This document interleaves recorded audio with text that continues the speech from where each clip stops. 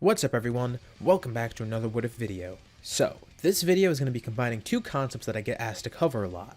One of them revolves around the fact if BARDOCK and Gine somehow survived. And the other concept, well, I'll keep that a secret until the middle of the video. But, I'll tell you now, it's something that a lot of people have asked to see. So really this is kinda two what ifs in one. Fitting for a 75k special. Thank you by the way. I'm surprised we got to 75k subs so fast. And I guess that means the next goal is 100k. But in all seriousness, thank you guys. So as a thanks, I hope you can all enjoy this special video. Let's actually get into the scenario. We begin on Planet Vegeta, around the time that BARDOCK and Gine sent Kakarot to Earth. Not too long from now, Frieza is about to attack, planning on destroying Planet Vegeta. BARDOCK can already tell, something bad is about to happen. But he's kinda torn, should he stay and fight, or should he and Gine abandon the planet?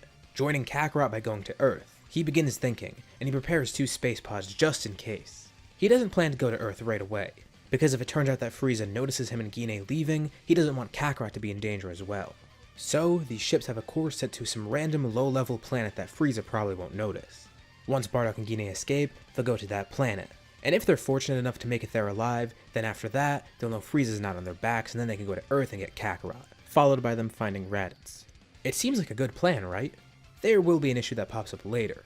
Not too long after, Frieza attacks Planet Vegeta. BARDOCK wants to fight back. He feels it's cowardly to just escape now and not try and make a resistance. But really, he knows there's nothing he can do. No matter how hard he tries, Planet Vegeta is doomed. And he's been thinking, running away is the smart choice. He curses that he even has to do this, but it's good that he and Gine prepared. As the planet is destroyed, he and Gine get on their space pods, heading towards a randomly selected planet, hoping that they somehow aren't spotted by the Frieza Force. From space, they watch as their planet is destroyed, with everyone on it dead. This is obviously a very stressful and sad moment for them, and BARDOCK's rage towards Frieza builds up. He promises, one day, he'll be strong enough to defeat Frieza. He'll be strong enough to avenge the Saiyans. With all the commotion of the planet being destroyed, Frieza's forces don't even notice that BARDOCK and Gine are escaping, because their space pods get camouflaged by the explosion, hurtling off into space towards some unknown planet. And here's where they face their first issue. After weeks, possibly months of travel, they begin approaching a planet. But they encounter some major turbulence. Their ships crash land. Thankfully they're both safe, but once they exit their ships, they notice some issues. The ships are damaged, with fuel leaking out and the electronics going down. This is bad. They might not be able to fly anymore, and even if they somehow could repair them, there's no fuel now. So, they begin looking for a place to find shelter in. They can't tell, is this planet uninhabited? Sure, they knew it was low priority, but there's gotta be some form of life here, right? And eventually, they find an odd looking city. So it appears life does exist here, and as they walk in carrying their stuff, they're met with a bunch of aliens who notice the ship landing. BARDOCK and Gine introduce themselves, saying who they are and why they're here, looking for help. Thankfully, the species seems to be pretty welcoming. The species is a group of people called the Yardrats, with the planet itself also being called Yardrat.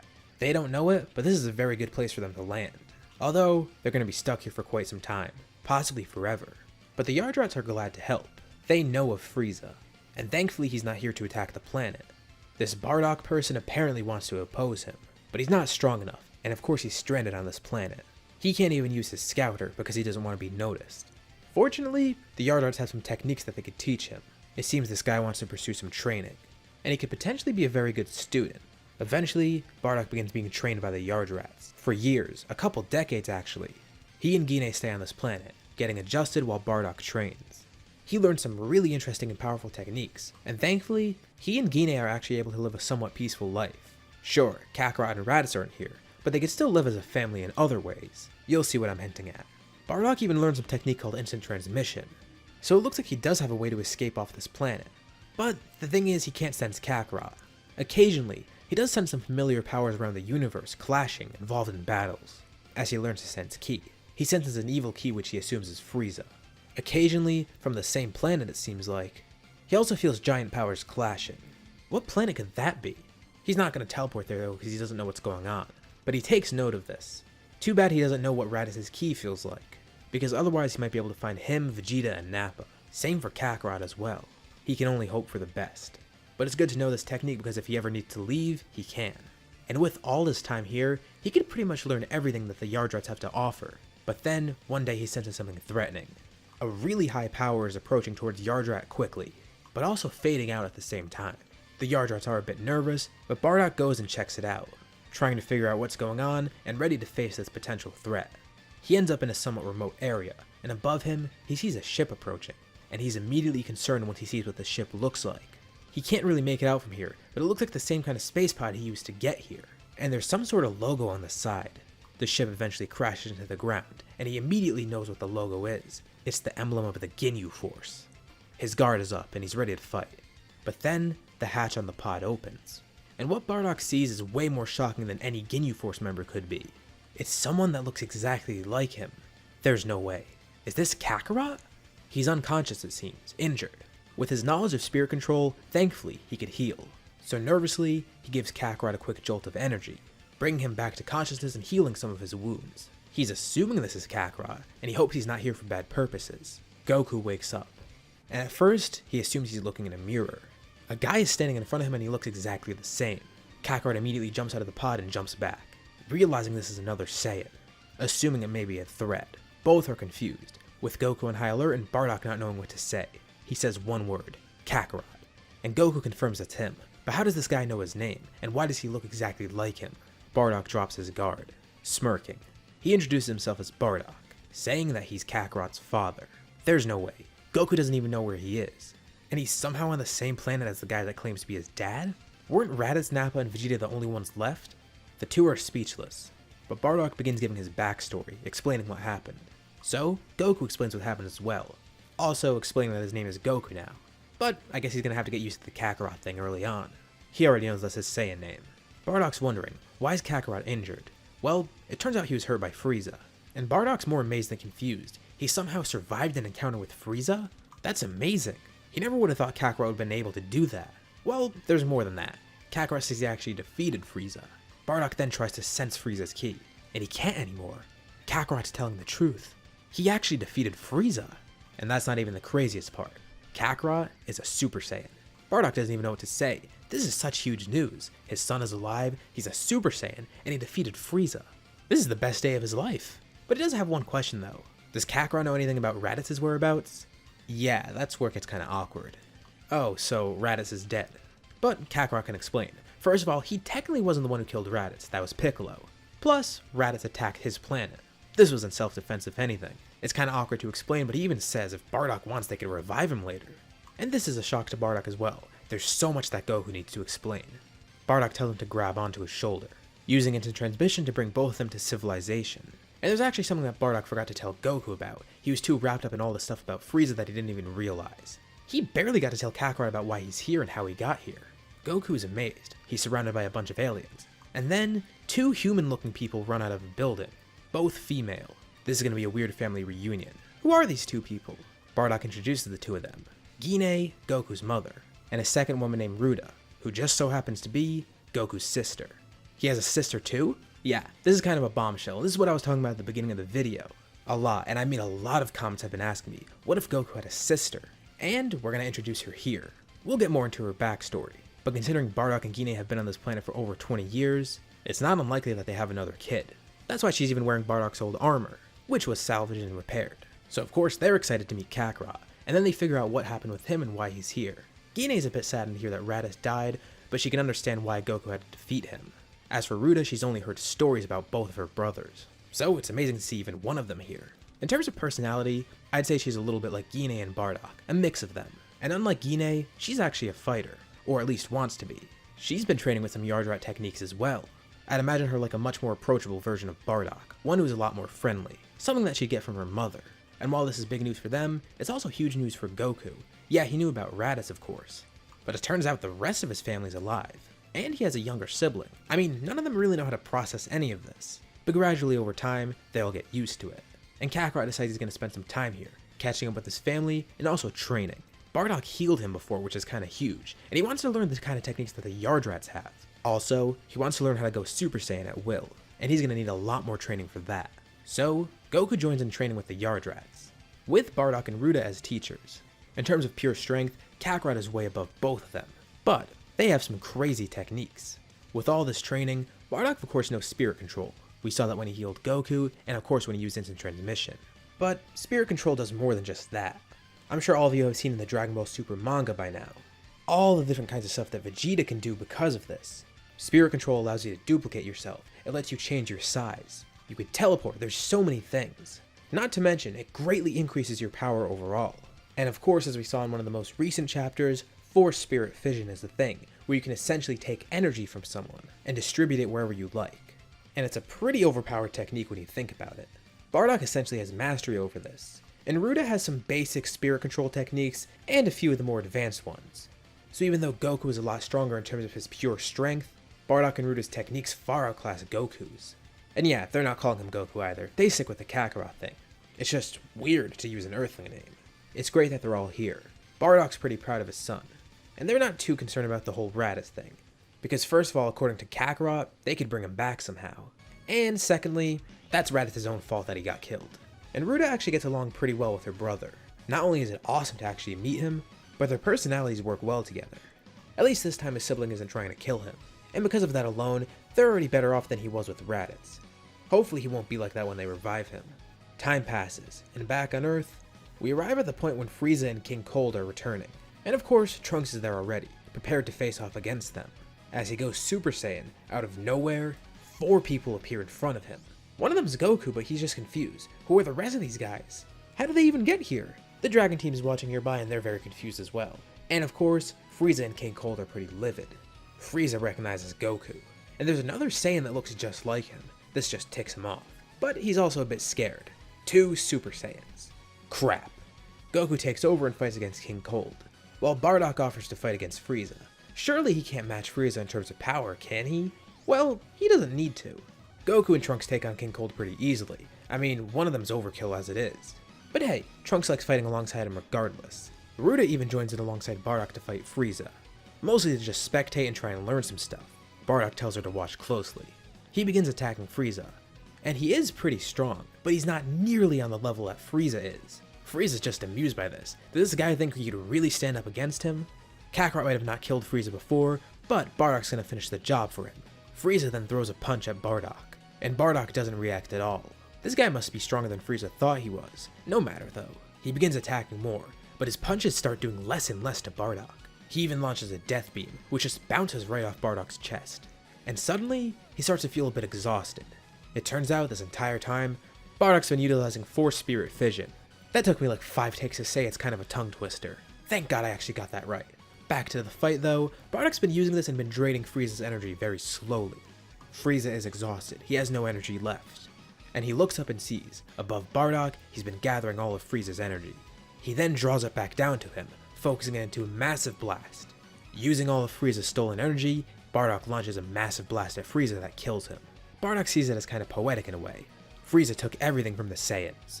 So, as a nice plate of revenge, Bardock took everything from Frieza and used it against him, killing the Space Tyrant.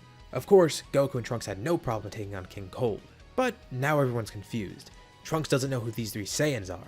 Bardock, Gine, and Ruda don't know who anyone on Earth is. Goku doesn't know who Trunks is, and everyone else that's there is just completely stunned overall because they see Trunks and then they see these 3 other Saiyans. What's going on? Also, Goku basically teleported here. This one Saiyan defeated Frieza without even going to Super Saiyan, and then this other guy is a Super Saiyan as well. They're gonna need a lot of things explained to them. So, Goku decides to introduce everyone. And it takes a long time, but everyone eventually catches up to speed. This is pretty weird for Gohan too. He now has 2 extra grandparents and an aunt. Weird. But more confusing than that is this Trunks guy.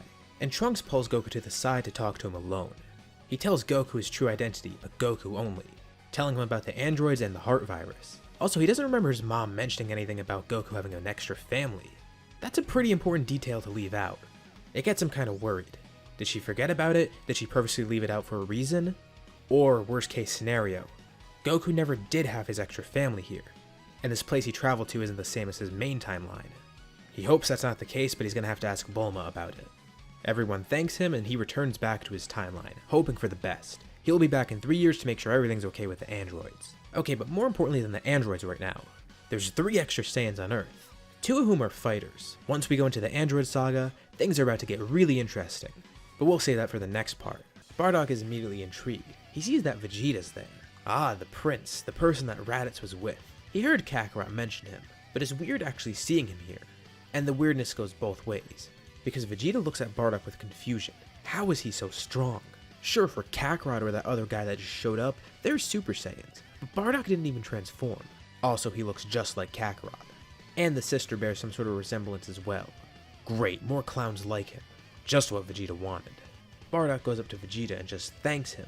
You know, showing Raditz the ropes and helping him survive against Frieza. Vegeta's just angered by this, feeling he's being patronized. He asks what Bardock just did to kill Frieza. How is he so strong? And Bardock reveals what he just did. Force Spirit Fission. And explains what it does. It took him a while to get it, and now that he actually used it in a fight, he doesn't feel like using it too much anymore. Sure, in dire situations it'll come in handy. But after all that time training to kill Frieza, the victory feels a little bit hollow. He quite literally didn't beat him with his own strength. He instead beat Frieza with Frieza's strength. But don't get him wrong here. Bardock is very strong regardless, Spirit Fission or not. Bardock also meets Piccolo, surprised to see a Namekian here. He even questions Piccolo. He's the guy who killed Raditz, right? Piccolo awkwardly says yes, but Bardock just laughs. Not the reaction Piccolo was expecting. He could tell this Namekian is no pushover, but he doesn't care too much because they're about to revive Raditz. Wait, what did Bardock just say? Yeah, they want to revive Raditz. Kakarot said they could. Oh yeah, Goku remembers he promised that. It shouldn't really be an issue, Raditz is no threat. Especially with Bardock and Gine here, he's probably going to warm up to everyone. But one other person that this is very weird for is Gohan. Not only is Raditz coming back, you know, the guy who kidnapped him, but he now has 2 extra grandparents and an aunt. Gine and Ruda are pretty happy to meet everyone, especially Gohan. And while Bardock seems like a stereotypical Saiyan, everyone's amazed at how un-Saiyan-like Ruda and Gine are. Well, not so much Ruda, more so Gine. Anywho, just as promised, they get the Dragon Radar and Raditz is revived. And everyone is there to see what happens. Raditz is actually back. And once again more confusion ensues. His parents are here. Kakarot's here. There's Vegeta, the Namekian that killed him, and the kid that he kidnapped. Oh, and some random Saiyan girl. What the heck happened while he died? He gets whiplashed by hearing all the info he gets. There is so much to process. And the thing about him right now is he's not too sure how to feel about everyone. Of course he's on good terms with Bardock and Gine, but he's not really too sure how to feel about Kakarot and Ruda right now. Kakarot for obvious reasons because of their bad blood before, and although he doesn't really know Ruda, it's just weird, and some of his opinion on Kakarot rubs off on her. Oh yeah, he's pretty mad at Vegeta too for not reviving him before. Also, Piccolo killed him. Raditz is just not in a good mood right now, even though he's alive again. It's gonna take some time getting him to warm up to everyone. Bardock ends up hanging up his Yardrat clothes, saving them as a keepsake. He did what he wanted and he feels happy about it, despite him wishing that he could have done it with his own strength. It only feels fitting to retire the Yardrat clothes and go back to his normal clothes. And since he gets his normal clothes back, Ruda also gets a change of clothes. Well, a little bit. You can see with this new design I took some inspiration from her old one, and added a few things. The blue bandana, well it's actually a belt that's Goku's, but to emulate Bardock she keeps it as a bandana instead. Her new clothes are now more Earth-like. Well, kinda. And just from her design alone, you could tell, she really looks up to Kakarot and Bardock. Not so much Raditz, he seems like kind of a loose cannon, but she still hopes to get on Raditz's good side. They do kinda understand why he's bitter, but it seems like it's gonna be a long process to get him to see the light. And of course, over the next few years, everyone tries to follow Kakarot to get Super Saiyan. So for Raditz, sadly he's too far behind and can't reach it yet, and he also doesn't really want to train with Kakarot too much. He has to warm up to him. He still does get stronger, training mostly with Bardock, who's also trying to talk some sense into him. Raditz is basically isolating himself from everyone, not just social distancing. I mean he's basically just avoiding everyone. This may cause some issues. He's a bit of an anti-hero now, kinda like Vegeta, but with much different motives and reasons for being this way. Anyways, over this course of time, it's safe to say people like Bardock and Ruda will get Super Saiyan. They've had so much training on Yardrat beforehand, they're experienced fighters after all. Kakarot's already basically learned how to do it on command, so he shows them as well. It takes some time, but they all learn it, with Vegeta still off on his own like normal. He still kinda excludes himself like Raditz does, but in a different way. And on his own, he ends up unlocking Super Saiyan. One way or another, he'll surpass that family of Kakarots. He just knows it. Let's actually talk about powers now. Goku would still be the strongest, probably stronger than before because he got better training on Yardrat. Behind him is Bardock and then Ruda, with a decently large gap between the two. Behind that is Vegeta, Gohan, and Piccolo. After all his training, Raditz is about on the level of the humans, who are all around the same strength, because Raditz did start at a much lower level, and excluded himself. He's still not really too sure where he fits in, and we'll see more of this as the series goes on. Anywho, the 3 years pass and the androids attack, specifically 19 and 20 like normal. Goku tries to fight 19 first, but too bad for my man because he gets hit by the heart virus. Look at this guy, he didn't take his medicine. What a chump. No issue though, because Vegeta steps in and shows how cool he is with his new Super Saiyan form, killing Android 19. Bardock kinda just laughs at this because it's not too impressive. And once Jiro sees that there's 3 Super Saiyans here, and a bunch of other strong people, he realizes he's boned, and immediately tries to escape back to his lab. Thankfully, he's able to distract them and get there, activating androids 17 and 18. His creations, they're so great. He commands them to go find that group and kill them. They don't listen, they kill Jiro instead. And they see some pod labeled as number 16. Cool, another android. They activate him and exit the lab. But as soon as they do, they encounter the Dragon team who is searching for them, plus Trunks who's here now. And Trunks realizes, oh crap, these are the androids from his timeline. And they have an extra person, not good. Cocky as ever, Vegeta still tries to fight 17 and 18, and he gets absolutely demolished. Oh yeah, this seems pretty bad. Bardock, Ruda, and Trunks jump in, but similarly, they can't do much. The androids are far too powerful, and this concerns all of them. As a last resort, Bardock tries his Force Spirit Fission, trying to take their energy somehow. But he has a terrifying realization, it doesn't work. Not only can they not sense the androids, but Bardock can't even disable them using his technique, or Ruda for that matter.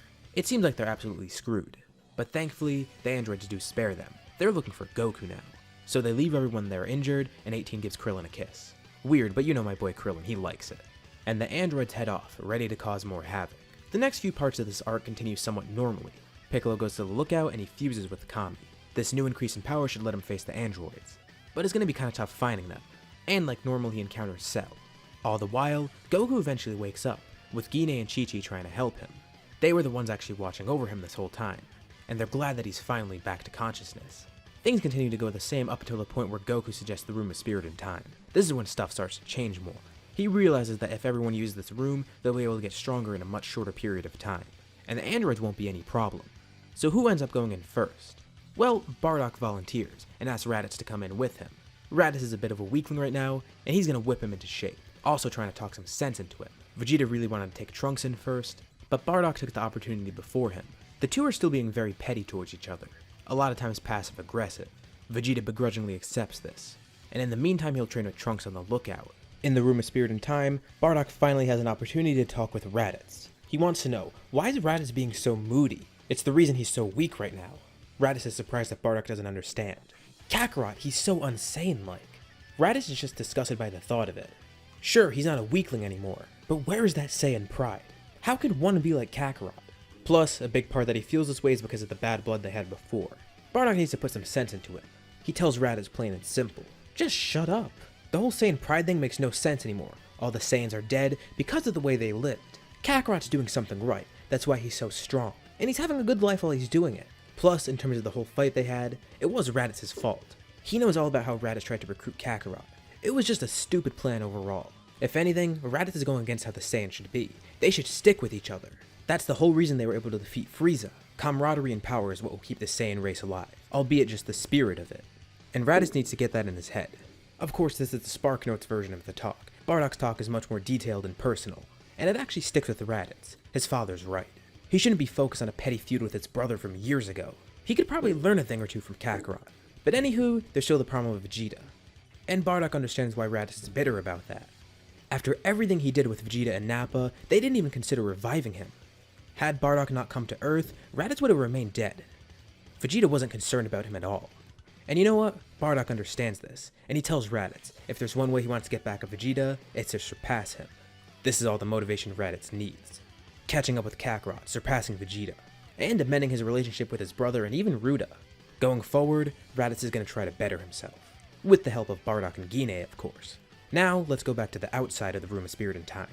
Ruda isn't too sure what to do, but she sticks with Goku and Gohan, trying to monitor the situation with Piccolo, because from what they can tell, he encountered the androids at Kame House. The humans were there as well, but they're not joining in the fight. They could sense Piccolo's on the move, and his power is increasing. He's definitely fighting someone, but they can't sense who. Of course, he's facing off against Android 17. Gohan and Ruda both want to go down to help, but Goku says Piccolo will be fine. He hopes. Piccolo's pretty much at a stalemate with 17, and although Piccolo's strong, they can tell he's at his limits and he can't go much further. Ruda turns to her brother and says that she's leaving. She wants to help Piccolo and says that she'll be okay. Goku tries to stop her, but she has instant transmission, and it's kinda hard to stop someone that can teleport. Goku's concerned, but he remains up here with Gohan. If worst comes to worst, he'll go down there too. In the middle of Piccolo and 17's fight, Ruda joins, jumping into Super Saiyan. She's not much stronger than before, but maybe with the extra muscle, Piccolo can defeat 17. Piccolo wishes that she didn't come down here, but there's no point in worrying about it now. He just hopes for the best. 17's fine with it too. A 2-on-1, he can handle that. This is light work for him. All the while, Cell is monitoring the fight, waiting for a moment to strike. With an extra person now here, he's going to be more cautious, especially because he doesn't know who she is. While those two are distracted by 17, he jumps in, going to absorb 18 instead. 16 is caught by surprise, and he can't react quick enough, and everyone's distracted by their fight and they look over to see what's happening. Cell has become semi-perfect. Piccolo curses, it's that same guy he saw before. Of course he would end up following them here. Cell then tries to go after Android 17, but 16 jumps in as a human shield, or I guess a robot shield, as he tries to face off against Cell. Piccolo does too, ironically trying to protect 17, the guy who he was just fighting. 16 tells 17 to leave, and Piccolo tells Ruda to get out of there. 17 tries to escape alone, but Ruda grabs his arm and then uses instant transmission, teleporting to a random city. And the second this happens, Goku decides that he's going to intervene, grabbing some Senzu beans and jumping in. He arrives at the scene to find Ruda missing, as Piccolo and 16 face off against Cell, with Tenshinhan about to join in too. Goku meets Cell for the first time, saying that Cell just needs to wait a little longer and they'll be strong enough to fight him. He knows Cell wants a good fight, and he tells Cell that if he just waits a bit, he'll get that. He's confident about the room of spirit and time, but now he's a little more concerned. 17 is rogue and he doesn't know where Ruda is. Goku brings Piccolo, 16, and Tenshinhan to the lookout, and now his goal is to try to find where Ruda went. He searches for her key, but he can't find her anywhere. Piccolo ensures that she's safe. She just teleported somewhere random. She must be trying to hide Android 17 so Cell can't get him, which admittedly is a pretty smart move. Goku agrees, this was the right move, but he can't deny he's still concerned. He knows well by now, Ruda's a smart fighter and knows what she's doing, but he can't help but feel that she's a little rash sometimes when it comes to decision making, especially considering how little real world experience she has. She hasn't been in many real fights. Really, he's just looking out for his younger sister, but he hopes for the best. On the bright side, Bardock might be done with his training soon, so he and Raditz are about to show up. Meanwhile, back on the surface, Ruda's in a random location with 17, in the middle of a big city. Since Cell might be able to sense their energies on the lookout, with so many people there, she decided it would be better to take 17 somewhere else instead of up there. Because if she took him up there, Cell would just come up, kill everyone, and absorb 17. Maybe not in that order, but something like that would happen. Although what she doesn't know is that Cell is leaving the lookout off limits. Since Goku is up there, now Cell knows that Goku and pals are training, but it's still not worth the risk. He could have gone up there any time and gotten 17. So that's why he and Ruda are here now. She explains all this to him and now they have to consider their options. Through their lack of communication, they think the lookout may be unsafe, since Cell can show up there. Bardock could help with spirit fission, but he's in the room of spirit and time right now, and that's something Ruda isn't too experienced with. The good thing is that should work on Cell, since they can sense his energy unlike the androids, although it might be risky and they have to find an opening for it. Too bad she can't just do it herself. They'll have to wait for Bardock if he even can do that. So for now she's going to stick with 17, basically acting as his bodyguard, despite him being the stronger one. If Cell comes out of anywhere, she could just teleport him out of there. Basically a giant hide-and-seek game with Cell. And this shows exactly what Goku was concerned about with her. And although it isn't entirely her fault, she acted on impulse and is now stuck due to a lack of communication. And while I went over a lot of Ruda's personality in the last video, this is also another part of her that gives you a better understanding of what she's like. It's a character flaw that shows she has good intentions, but is still a flaw nonetheless. So for now, 17 and Ruda awkwardly stick together and try to lay low, while 17 also has to deal with the fact that his sister just got vored by Cell. Gross. Think of it kinda like how Shallot was with the androids in Dragon Ball Legends if you play that game. With Bardock and Raditz about to exit the Room of Spirit and Time, this is where we'll leave off for now. Just before Bardock and Raditz finish their training, Goku recruits Dende pretty much like normal, after bringing everyone to the lookout. 16 is also taken to be repaired by Bulma, but after a long year of training, Bardock and Raditz exit the Room of Spirit and Time. It's clear that this training was a huge help. Raditz has been really pushing his limits and so has Bardock. Raditz now even has Super Saiyan, and Bardock has attempted to go beyond Super Saiyan somehow. And with his great knowledge of ki control and spirit control, plus the fact that he's a really strategic fighter, it shouldn't be too hard for him to discover Super Saiyan Grade 4. He has pretty much all the qualifications. I mean, he's a brilliant scientist after all. I'm sorry, that joke was inevitable.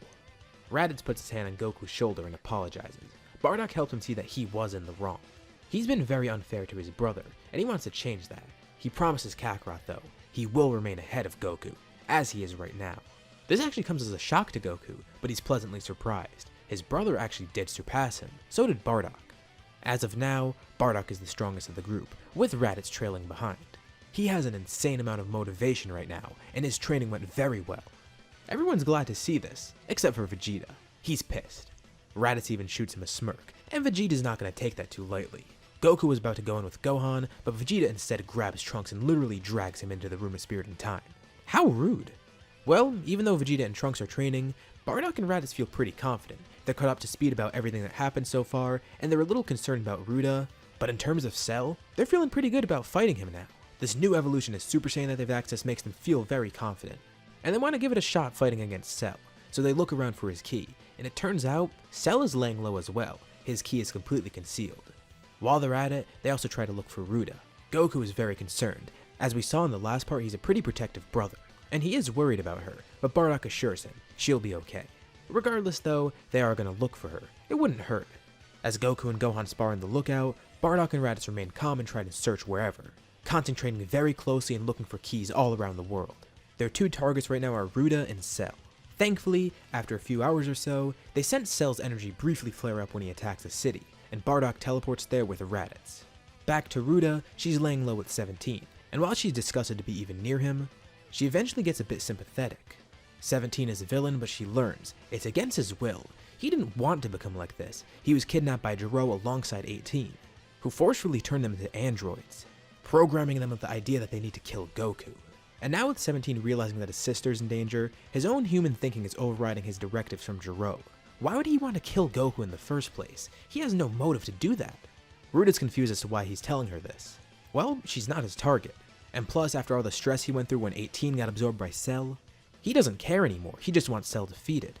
Ruda's also able to talk some sense to 17 after hearing about this, trying to get him to maintain this course of thinking. He's right, why should he waste his time trying to kill Kakarot? That's what Jiro wanted, and he and 18 are supposed to hate Jiro. And even with Jiro gone, they have a common enemy now anyways. She's suddenly surprised when she senses something. Two familiar keys, but much more potent than normal. It's Bardock and Raditz. And near them she can sense Cell. Wait, are they planning to fight Cell? That doesn't really seem like a good idea, but then she remembers, Bardock has his Force Spirit Fission. And although she's not as practiced with it, she knows that Bardock might be able to do something with it, using it against Cell and saving Android 18. She even tells 17 this. And that makes him pretty happy. Although he is a bit confused at the moment, these people that he was just trying to kill are now helping save his sister, inadvertently or not. You know, maybe he might be able to turn things around. Meanwhile, let's go over to Bardock, Raditz, and Cell. Cell sees Bardock. Is that Goku? Remember, Cell's not familiar with Bardock because Bardock didn't exist in Cell's timeline as far as he's concerned. Well, he existed, but Cell doesn't know who the hell this guy is. Assuming it's Goku. What a weird outfit, but he does vaguely know Raditz. Perfect, now he gets to kill Goku and his brother. Bardock interrupts. He's sorry to break it to Cell, but he's not Goku. Close though, he's Goku's father, Bardock, and he's ready to take down this weird-looking bug man. Cell and Bardock both get ready, with Raditz also joining in. The three clash. And right now, both Bardock and Raditz surpass Cell in power. They have the advantage. And although Ruda expects him to use Spirit Fission, she's paying attention to the fight and it appears that Bardock isn't. This doesn't even occur to Bardock. It didn't work on the other android, so he just pushes it out of his mind now. But he then hears a voice that catches him off guard. It's Ruda talking to him in his mind. This leaves him open for an attack by Cell, but Bardock counters. First off, Ruda told him that she's fine. But also, she explains that the androids aren't willingly doing this, and she pleads for him to use Spirit Fission. Even though it feels cheap to Bardock, this seems like the easiest way to defeat Cell, and it means Android 18 survives.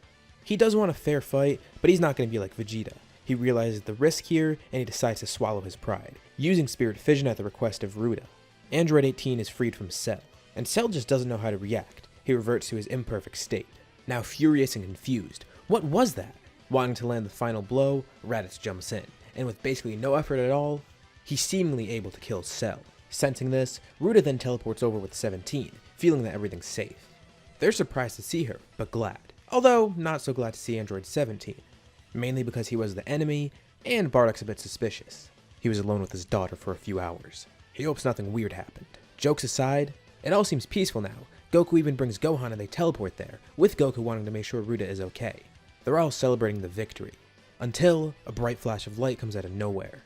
Everyone is blinded. And in the commotion, 17 and 18 suddenly disappear. With everyone's vision restored, they slowly see a silhouette appear out of the light, and sense a huge spike in power. The figure becomes clearer. It's Cell, having fully transformed. He regenerated? Cell lifts his hand up and launches a blast at Bardock. With Ruda telling him to duck, Bardock narrowly avoids it, his hair getting singed in the process.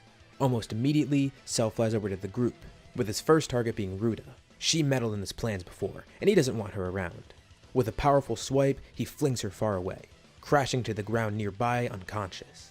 Goku's watching and gets angrier by the second. First Bardock, now Ruda. He can't stand watching them getting hurt. In his anger, he charges at Cell, telling Cell to focus on him. He is Cell's target after all. But the thing is, Goku still hasn't trained. It isn't any match for Cell at this point. Cell easily blocks his attacks.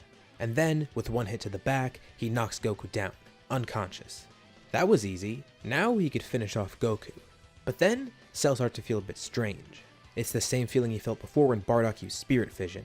He looks over and sees, using her very limited knowledge of Spirit Vision, Ruda's trying to save 17 and 18 once more, but she's too weakened and inexperienced for something this advanced to work.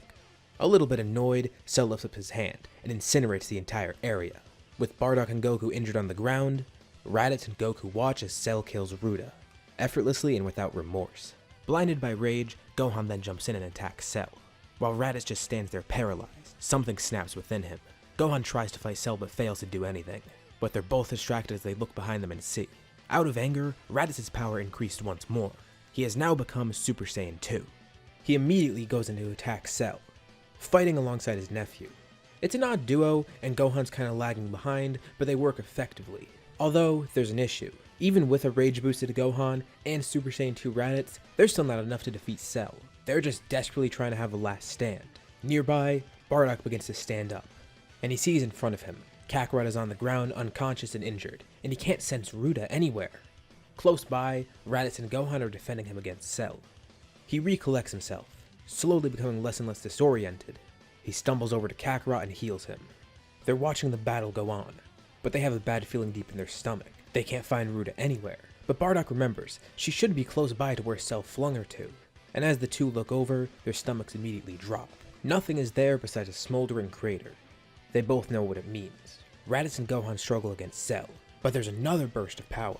Together, Bardock and Goku attack. Bardock now in Super Saiyan 2. This is enough to turn the tide. Cell is on the defensive. He's being completely overwhelmed. Cell is being tossed around like a ragdoll. There's nothing he could do. He tries to brace himself somehow, but he can't. He's fighting against 4 Saiyans. Bardock wants to make Cell pay for what he's done, as do Raditz, Gohan, and Goku. They are not playing around here. Mid-fight, Bardock stretches his palm out towards Cell. Cell gags as both 18 and 17 are drawn out of him, and he forcibly reverts into his imperfect form. He screwed with the wrong family, as together, the 3 generations of Saiyans prepare to kill Cell, making sure he's erased for good this time, no regeneration. They launch a combined attack, as the massive beam of energy goes out into space. The second it hits Cell, he's completely incinerated. For good measure, they continue firing the beam, until they're absolutely sure that Cell is gone. They're victorious, but still, the mood is somber. They all walk over to the crater where Ruda was in, and they confirm there was no way she survived this. But it's not all bad. While they did react in impulse, they're now a little calmed down and realize she could always be revived. But the thing is, what are they going to do about those androids? Bardock only freed them out of instinct, realizing that it was the best way to defeat Cell. They don't seem like a threat now, so the 4 of them decide to leave the androids be. On the lookout, Vegeta and Trunks exit the Room of Spirit in time, ready to fight. Turns out they missed a lot, and although Vegeta was able to unlock Grade 4 by himself, it seems once again, Raditz stayed ahead, although just barely. This only further cements their rivalry. They all gather their Dragon Balls, and they have 2 wishes due to the size of one of them. Their first wish, revive everyone killed by Cell. And out of his kindness, Shenron brings Ruda right to the lookout. He tells them to consider it a gift. They're all happy to have her back, but it turns out they have one more wish. Well, they shouldn't let it go to waste, so someone has to take it. Krillin decides he wants to wish for something, asking for Shenron to restore the androids to humans. He can't do that, but he can remove their bombs, which he ends up doing. Bulma found the bomb in Android 16, who actually gets to survive. But from this, they realize that Android 17 and 18 also had these bombs. We all know why Krillin did the wish though. And on the lookout, both 17 and 18 appear, as Krillin wish for their bombs to be removed. It's an awkward encounter as 18 sees Krillin, and 17 sees Ruda again. But deep down, they are grateful for it, and in a hurry, they fly off. Well, problem solved. The androids are no longer an issue, Cell is defeated, and Trunks is also stronger, so it seems he can go home and defeat the androids there. He thanks everyone and says goodbye. As he's sent back home, Vegeta's pretty proud of him, but a little mad that they didn't get to fight together. Plus, Raditz is now barely edging ahead of him in terms of power, and it seems that Kakarot's about to do the same, because he heads into the Room of Spirit in time with Gohan. They never got to go in, but the 2 of them want to spend some time bonding together. also trying to reach where Bardock and Raditz are in terms of power. I feel like they wouldn't be able to get Super Saiyan 2 until they at least master Super Saiyan, since Super Saiyan 2 is essentially just grade 5. That's why, even though they got angered against Cell, they didn't get Super Saiyan 2, because they were basically still on grade 1. But now with the knowledge of it, this is what they pursue, and they're able to obtain it within the Room of Spirit and Time, being able to utilize that anger they felt before. And similar to Vegeta and Bardock, Goku's proud of his son. He's very impressed. Seeing him fight against Cell made him happy, and it seems now he may have the potential to become the strongest warrior here. And after that, Ruda and Piccolo decide that they even want to train in there. Wanting to try and remain ahead of everyone, Bardock decides he could use another year in there. It wouldn't hurt, and it allows him to train Ruda and Piccolo, who wants to go in there with them. This way, she could try to ascend Super Saiyan, and also hone her spirit control more. Going forward, Vegeta will use this to motivate him. That clown Kakarot's family, even Raditz the weakling, they're all getting stronger than him. This will not sit well with Vegeta. Knowing Krillin, he's a dog, and he seeks out 18 like normal. I mean, come on, they had that scene earlier in this arc, and it's inevitable. Props to Krillin, because they start dating. Also, Gohan ends up meeting Videl after the few years pass. Good for him too. Everyone's getting some. Well, except for Yamcha. No need though. Yamcha is a pro athlete after all. I'm sure he's very popular. Well, I hope for his sake. And for Puar's sake. Just so Yamcha doesn't get too lonely. And like usual over this time, Goten is born, and Bardock's really happy about the resemblance. He wants to name this kid Bardock, or at least some traditional Saiyan name. And the second he's born, he says to Chi-Chi that she should name him Little Bardock. Bardock Jr., something like that. She snaps at him and says his name will be Goten. Bardock backs down, pretty scared. No wonder Kakarot married her. She's perfect for someone like him. Gine's been getting along well with Chi-Chi. And of course she'll help out with Goten. It's like raising Kakarot and Raditz all over again, except they're not going to have to send him to war. So maybe it isn't like that. Whatever. She and Bardock live near Goku's home. And although it's really odd, Ox King and Bardock would probably become pretty good friends. They're both the grandpas in the family, and their kids are married after all. It's an odd friendship, but I think it's a pretty cool one. And after all this time passes, thanks to Videl, they find out about the tournament. This will be a good opportunity to get everyone together again. You know, they should even contact Ruda for this. They haven't seen her in a while. Where has she been? I haven't discussed her at all. Well, let's rewind. So choosing this was pretty difficult, because I knew no matter who I picked, there would still be people against it. But I'm sure by now you all know where I'm leading to. After the Cell Saga, Android 16 decided that he was going to go join Android 17. Once the twins flew off the lookout, he went with them.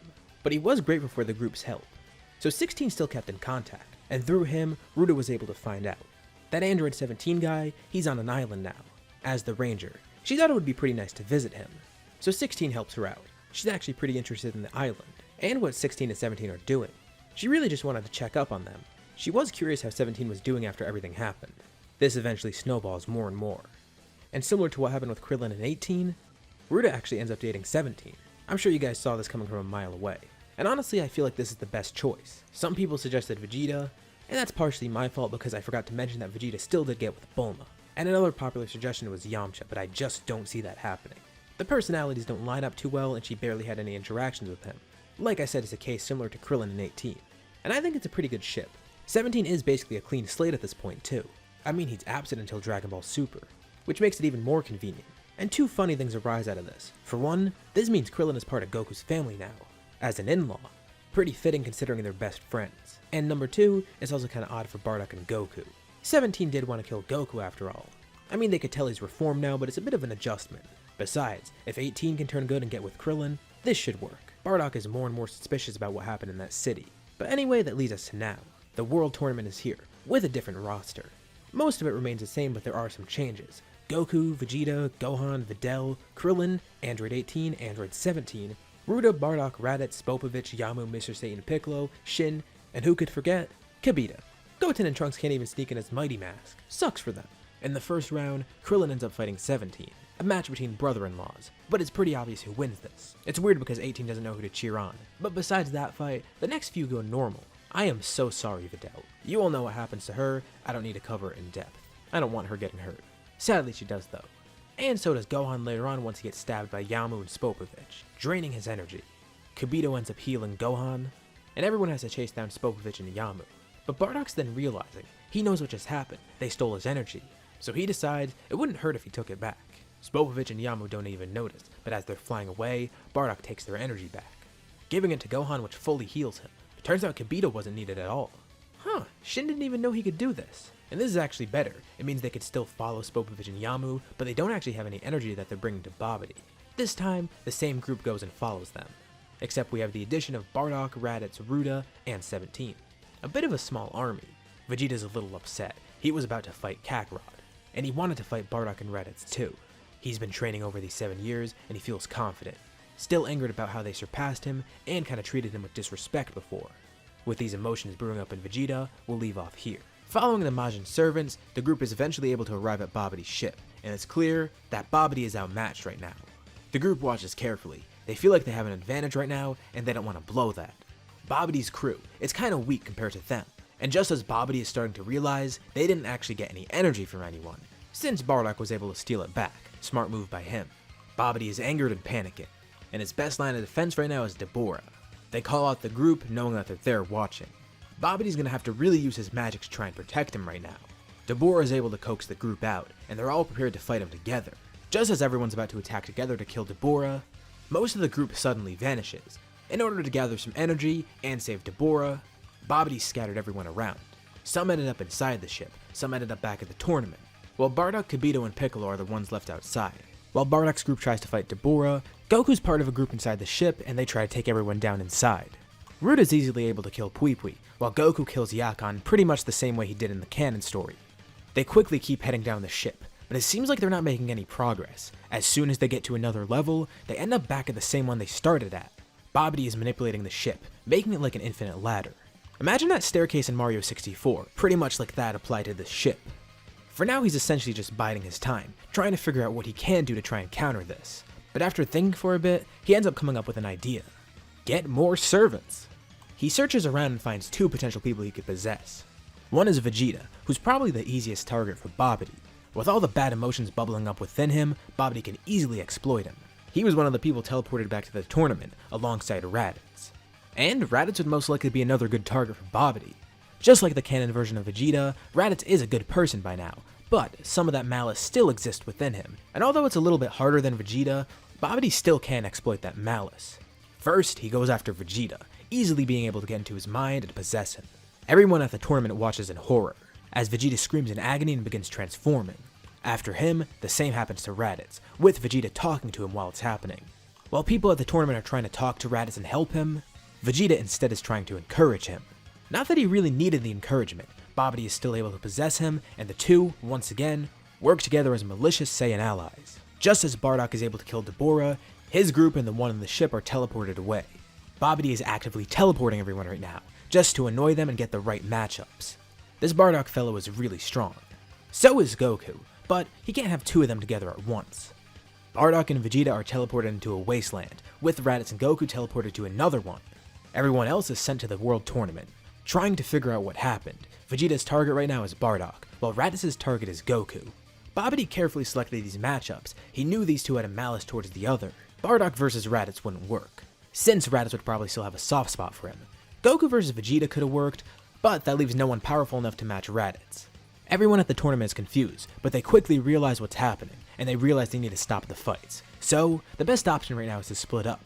Piccolo, Kibito, and Gohan go to help Goku, while Shin, Ruda, and 17 go to help Bardock. Everyone else stays back at the tournament to make sure the spectators are safe. Vegeta begins the fight with a powerful attack, catching Bardock off guard. He wants Bardock to fight without using his spirit techniques, so they can make it fair. He's had enough of Bardock talking down to him. Vegeta has finally surpassed him in terms of power. Bardock's in a pretty hard spot here. If he draws out the fight by fighting normally, that means Babidi gets energy.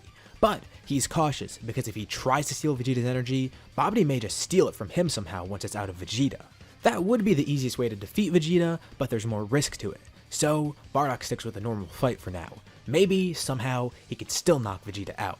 With both in Super Saiyan 2, they are around even. However, Vegeta has a slight edge, and Bardock is still holding back somewhat, trying not to give off more energy. And of course, the fight has only just begun, so Bardock's not going to be going full power right away. He needs to gauge Vegeta first. If Bardock's not going to go full power, Vegeta will force him to. He charges up a powerful final flash and launches it at Bardock. Bardock braces himself, also trying to use spirit control to see if he could divert the beam anyhow, but the beam ends up connecting with him.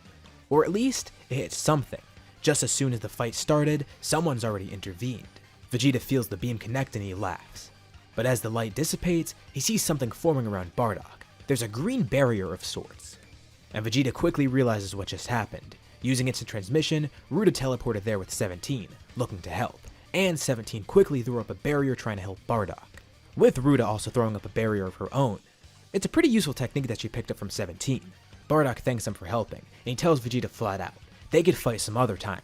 He doesn't care about some petty duel now, they have bigger problems at hand. This only further angers Vegeta. Not only is Bardock refusing to fight, but he also has help now. In his anger, Vegeta tries to attack Shin, the weakest of the group. But once again, Ruda and 17 are able to work together, throwing up barriers to protect the Supreme Kai. This was a stupid move by Vegeta because it leaves him open for Bardock to attack, which Bardock takes the opportunity. And just as soon as Bardock attacks, 17 and Ruda attack too, also trying to encapsulate Vegeta in these barriers. Their combined power allows them to stop Vegeta, leaving him unconscious. This could have easily been prevented if Babidi teleported them out of there, so why didn't he? Well, this is what happens from Babidi splitting his attention. By separating the fights, this allowed the group to come up with a plan. When Gohan's group left to help Goku, they had Kibito teleport them to Goku's fight, and as soon as they got there, they told Kibito to teleport everyone, including Goku and Raditz, back to Babidi's ship. Just at the outside though. This put Babidi's guard up, as he watched the outside making sure they didn't get in, because that's what he thought was going to happen. He was too focused on that fight, and tried teleporting everyone away, which left Vegeta defenseless. All the while, Raditz still faces Goku, not distracted by the teleporting. He's set on killing his brother, as Goku tries to talk him out of it. Raditz seriously can't feel the need to kill him right now, right? Raditz doesn't care, and continues fighting his brother. This fight is also very even, except Raditz does have a slight advantage, but not enough to make a difference because Goku outshines him in terms of technique. Suddenly, Bardock's group teleports in, with a subdued and unconscious Vegeta trapped inside multiple barriers.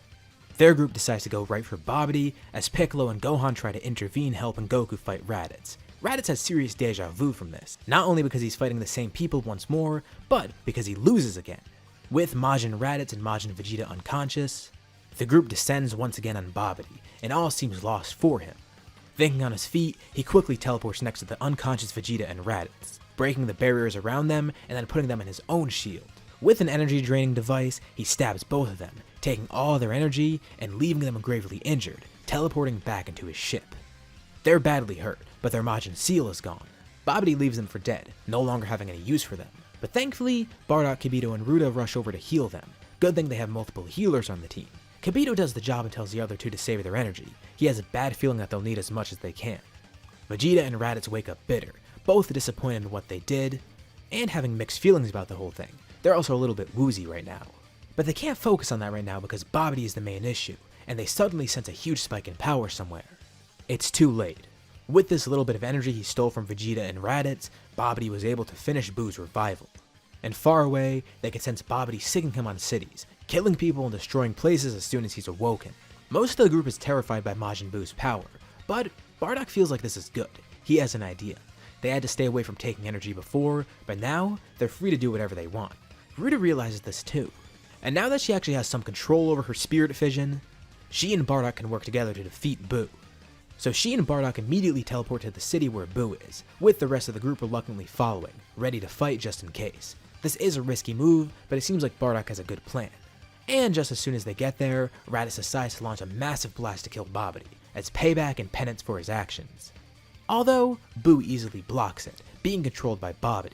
While it didn't have the intended effect of killing Babidi, it still worked as a distraction for Buu, leaving him open for Bardock to steal some of his energy. He and Ruda start taking Buu's energy, but Babidi is smart enough to see through this, and tells Buu to focus on attacking those two. He splits himself into multiple clones, just to hold the others off, and to attack Bardock and Ruda at the same time. They're slowly weakening the Majin, but then they suddenly begin to realize something. As they're trying to use spirit fission, they already sent someone within Buu. This is just like Cell before, they were able to separate the people within him, so maybe they can do the same to Buu, and it could weaken him. Coordinating, the two do this. Buu suddenly stops attacking everyone and starts feeling a weird feeling in his stomach. His stomach explodes open as two people fly out of him. Shin's jaw immediately drops to the floor. Bardock and Ruda just freed the Grand Supreme Kai and the South Supreme Kai, who are unconscious but quickly healed by Kibito. Bardock doesn't know what he just did and who these people are, but it seemed to weaken Buu, and he's starting to transform into something else. The two Kais are also pretty confused, but they see Shin. who's glad to see them and catches them up to speed. I mean, they have missed millions of years worth of events, but he catches them up about what's happening right now. He'll explain the rest later. Babidi looks terrified as Buu begins transforming, slowly reverting into Kid Buu. Babidi remembers that even Bibidi had a hard time controlling Kid Buu, and it's probably going to be even harder for him. Babidi tries to command him, but Kid Buu is angered by this, immediately turning around and incinerating Babidi. The group watches in confusion, but the Kais all butt in and say what's happening. They've restored Fat Buu to Kid Buu, the incarnation of pure evil. He's completely unhinged and uncontrollable, and the group immediately sees what the Kais mean as Buu tries to blow up Earth. Thankfully, with so many fighters there, they're able to defend against it and outmaneuver Kid Buu. But they're shocked to see that he's not even holding back his power. Normally whenever they fight someone, they have to control their ki to a level so that they don't destroy Earth. But Kid Buu's not doing that at all. The Kais tell everyone to retreat, but the group is confident. They do overpower and outnumber Kid Buu after all. Ruda, wanting to take charge, is the first one to jump into attack, laying a hit on Kid Buu so she could slowly siphon energy from him without him noticing. Good thinking on her part. Goku and 17 join in to make sure she'll be fine, with Bardock and Raditz following. The rest of the group stays back to protect the Kais. Since Kid Buu might go after them, it's good to have powerhouses like Gohan and Vegeta protecting them. Also, they're protecting Earth in case Buu tries to blow it up again. Buu keeps regenerating from the attacks, but he also keeps weakening. Ruda's spirit fission is working. Buu isn't able to stop it or even take notice of it. But still, it's not enough. They're gonna need a really strong attack. So, Goku tells the rest of the group to hold Buu off, as he slowly flies back and lifts his hands up into the sky. Bardock, Ruda, 17, and Raditz hold off Buu, while everyone on the ground lifts their hands up, granting energy to Goku as he prepares a spirit bomb. The group fighting Buu leads him up into the sky, so Goku can aim upwards and not towards Earth. Buu notices the spirit bomb, but he doesn't care. And also he can't intervene because he's fighting 4 people right now. Those 4 fighters all lift their hands up and lend more energy to Goku. And while there's not a lot of people lending energy, a lot of the life on Earth is. The plants, the animal, the planet itself. The spirit bomb is charging slowly but surely, but it still needs one final push. Ruda, who's been stealing Buu's energy, lifts her arm up once more, lending all of her energy to the bomb, plus granting all the energy she siphoned from Buu, no longer concealing the fact that she's draining his energy. Angered, Buu decides to go after her specifically, but then crashes into something and is disoriented. He hit his head really bad on something, but as he recollects himself he sees 17 in front of Ruda, with a row of shields. 17 won't let Buu get to her. Angrily, Buu tries to smash the shields, but behind him, Bardock and Raditz then deliver kicks together, which sends Buu flying upwards into the sky. Running out of energy, Buu begins panting, somewhat panicked, and as a last resort, he charges up an attack once again and aims it towards Earth. But it's swallowed up into Goku's spirit bomb, as Ruda and Bardock try to redirect it. Goku yells out, the bomb is ready. Ironically, fueled by Buu's energy, he flings the bomb towards Buu, and Buu tries to push it back, but he can't. Everyone else helps Goku. They join in, pushing the spirit bomb, and Buu slowly starts to disintegrate. Everyone powers up to their maximum power, giving one final push. And it's more than enough. The bomb erases every bit of Buu, quickly flying off into space, careening out of the atmosphere, and then turning into a massive explosion that thankfully doesn't collide with any other body in the solar system. They don't want the moon to blow up again after all.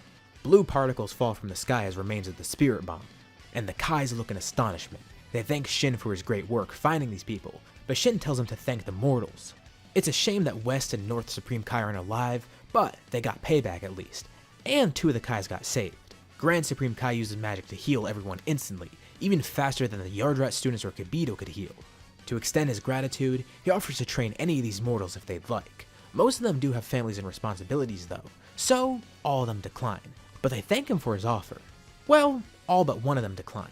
One of these fighters does not fall into that category. Grand Supreme Kai is surprised they didn't notice before. There's an Namekian on this planet. It's Piccolo, the one person to step up and take the offer. The Saiyans are so far ahead of him right now, and this may be the perfect opportunity to catch up. Plus, with Kami fused into him, he may as well pay respect to the gods and respect Kami's name. He's also able to tell they're 2 Kai short because 2 of the directions are missing. If they'd like, he could show them how to bring them back to life by leading them to Namek. They will definitely consider this. The invite is open, so anyone can come and train if they want, but they are still glad that Piccolo joined. This should be fun. The 4 Kais teleport away, thankful and happy, telling everyone they're grateful for what they did, with Piccolo also saying a temporary farewell to everyone. They teleport off to the sacred world of Kais. The Dragon team is able to gather the Dragon Balls and restore all the damage that's been done, and it's a shame they couldn't have a tournament, but they saved Earth, so it's all good. Everyone decides to return home. It's a little awkward for Vegeta, but he apologizes for his actions, as does Raditz. Funny enough, this is the first time Raditz and Vegeta work together in a while, and they shared the same experience, so hopefully they can bond over it somehow. Bardock, Raditz, Goku, and Gohan go home, joining Gine, Goten, Ox King, and Chi-Chi back at the house. Ruda and 17 return to Monster Island with 16, as Vegeta and the humans also go to their respective homes. The group says their temporary farewells, but of course, this isn't the last time they'll see each other. They're always in contact, and there's always more fights to be fought. There is a looming threat somewhere out there in space about to come to Earth, but with this temporary goodbye, we'll save that for the next part. A few years have passed since part 4. We open up on the world of Kais. Using Namek's Dragon Balls, every other Kai has been revived, and together, the 4 directional Kais, Kibito, and Grand Supreme Kai are meditating alongside Piccolo, their somewhat novice student. The meditation is interrupted. Grand Supreme Kai senses something, an awakening of someone he knew long ago. The other Kais all sense it too, as does Piccolo. Through what the Kais taught him, he quickly learns what's happening. There's no other way around it. It has to be Lord Beerus.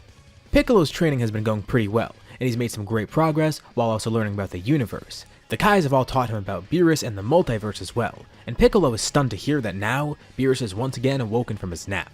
But while he knows the technical aspects of Beerus, he doesn't actually know Beerus. Is he a threat? Should they all be concerned? Grand Supreme Kai reassures Piccolo he shouldn't really be of any concern right now. But Shin does mention one thing: Beerus has a temper, and as long as Beerus doesn't want something and isn't angered, he should be okay. Naturally, Piccolo is still a little bit worried, but the Kais all go back to their training. The God of Destruction stretches as he wakes up, with Whis greeting him after he returned from his long nap. It turns out Beerus hasn't really missed much. Frieza was killed, and then Buu was somehow defeated by people on Earth. And also the Kais appear to have a new student, an Namekian. And every Kai has returned, it's no longer just Shin and Kibito. What a boring few decades. But he is intrigued though, Frieza and Buu defeated. He asks Whis, who were the ones responsible for this? Well, Whis checks and it appears on Earth, there appears to be some Saiyans there. Beerus instantly perks up when he hears this. Saiyans, huh? That reminds him of a dream he had. We go back to Earth. Specifically, Monster Island. 17 and Ruda are outside, overlooking the area with their kid, their young daughter named Jade. 17 and 18's original names were Lapis and Lazuli, so I'm sticking with the rock theme for the naming here. I mean, a jade is a gem, but close enough, I guess. Anywho, it's a pretty average day on the island, but they're then shocked to see a flash of light, and show obvious concern. They call for Android 16 to join them, as the 4 all fly over to see what just happened. 17 and Ruda draw their rifles, quietly approaching after they fly there. They draw closer and see 2 human-like figures, and the two then become clearer. These 2 aren't human. Guns definitely won't be enough if they are a threat, so 17 and Ruda put their guns away, as they approach the 2 mysterious visitors. That's odd, Ruda can't sense their ki at all. Could they be more androids? I mean, they definitely aren't human, that's for sure. Beerus then turns, and is happy to see the company. He instantly notices Ruda's tail and realizes she's a Saiyan. He and Whis introduce themselves, saying why they're here and why they pick Ruda specifically. It is pretty early in the morning, so everyone else is asleep, and Ruda was the first power that they sensed. And it seems that they struck gold. They actually did find a Saiyan. Beerus asks if she knows anything about the Super Saiyan God, and it turns out she doesn't, but she does know about Super Saiyan, and actually a level above that. She shows off Super Saiyan 2 to Beerus and Whis, and Beerus tells her to test that power against him. He wants a fight? Well, if he says so. Ruda lunges at Beerus. She keeps trying to punch, but she can't hit him at all. He's too fast. She considers draining his energy, but she can't. Without making any contact, she's not able to. He is a bit disappointed. I mean, if she were some sort of Super Saiyan God, she'd be able to keep up with his speed. But he does know other Saiyans exist on Earth. Maybe he can consult them. Ruda tells Beerus and Whis that she knows the other Saiyans. And since she's kind of intimidated by these 2, she offers to go get them. You know, to appease them so they don't have to move. Beerus and Whis are shocked to see her disappear as she uses instant transmission, leaving 16, 17, and Jade awkwardly standing there. How can they make conversation with a god and an angel? At his residence, Goku and his family are asleep. Well, besides 3 people, Bardock, Raditz, and Ox King. The 2 are just enjoying the early morning air, and watches as Raditz does hundreds of thousands of push-ups nearby, just so he can impress a certain blonde-haired girl who rejected him not too long ago. If he works out, he'll get her this time. Too bad that's not gonna happen, but he might as well get stronger. Ruda suddenly arrives and explains why she's here, but tells him not to worry. Bardock immediately runs into Goku's house to wake him, Goku, and Goten up, with them getting ready to go consult Vegeta and Trunks. Ruda returns to the island, and not long after, Goku and Bardock teleport in with the other Saiyans. And Bulma, she wanted to come along to watch. Vegeta seems pretty scared right now. trying to casually talk everyone out of it. Vegeta's here. How funny. But that doesn't really matter to Beerus. He wants to test out everyone's power. No one is able to contest with him, and just as he finishes up his final fight with Vegeta, Piccolo then teleports in, alongside Shin and the Grand Supreme Kai. Wow, it's been a long time since they've seen Piccolo. He looks good, but the Grand Supreme Kai tells everyone they've all been watching and they saw what's going on. It turns out, Piccolo actually had an idea. He may know a way to find out about the Super Saiyan God. He explains, during his Kai training, he did have to research all the planets, and one of them that he particularly got interested in was Namek. I mean, what else would you expect?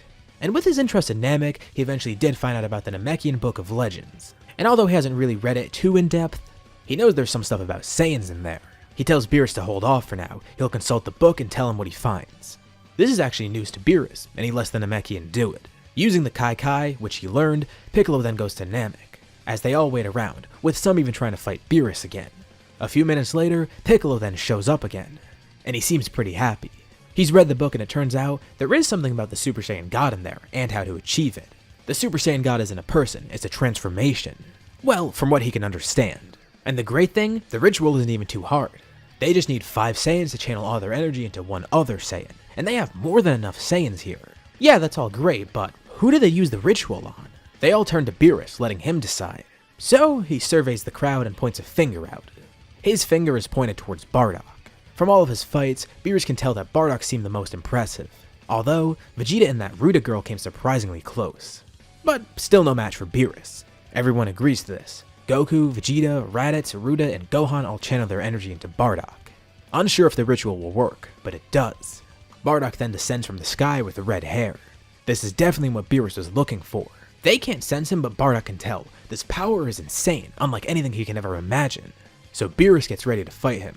But 17 intervenes. He tells everyone if they're going to fight, do it away from the island please, just to protect the animals. Beerus chuckles. This machine mortal is pretty funny. He jokes about 17 being confident enough to tell a god of destruction what to do, and admires his personality. And he appeases the android's wishes.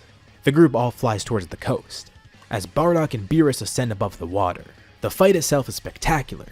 Bardock still isn't a match for Beerus, but he's way better than he was before. Beerus mentions Bardock still has a long way to go, but he has hope that Bardock will be a great rival in the future. Bardock himself even grows during the fight, somehow obtaining the power of Super Saiyan God in his regular Super Saiyan form. Needless to say, Beerus is pretty pleased with this fight. Although he's not defeated, he's happy. And the two return to the island. Everyone's just cheering on Bardock, saying how awesome that was, except for Vegeta. He scoffs in the corner. But then Beerus interjects. He asks if any Saiyans want to come to train with him. He doesn't want to take too many, but he's willing to take some. It's better to have more than just one rival. Sadly, Ruda declines this. She doesn't want to leave Earth to train, and she could just get the ritual done here instead. She needs to look after her daughter, and she wants to stay with 17, protecting the island and such. Goten and Trunks obviously can't go, and Gohan declines, because you know, work and such. But he can also just get the ritual done here, just like Ruda. And you know, on second thought, he could actually just train with her and 17. That could be cool. But luckily for Beerus, he's able to pick up 4 Saiyans, Bardock, Goku, Vegeta, and Raditz. That settles it then. He gives them a few weeks to get their things in order, with Goku having the most trouble because he has to run it by Chi-Chi, but they all eventually go to his planet with Whis. And while we're talking about gods, why not talk about the opposite end of the spectrum, as we go to Hell. Literally. In Hell, or Hiffle, whatever you want to call it, there's a new threat brewing. I'm not talking about Frieza either, no. A former villain waits there, watching everything that's going on right now.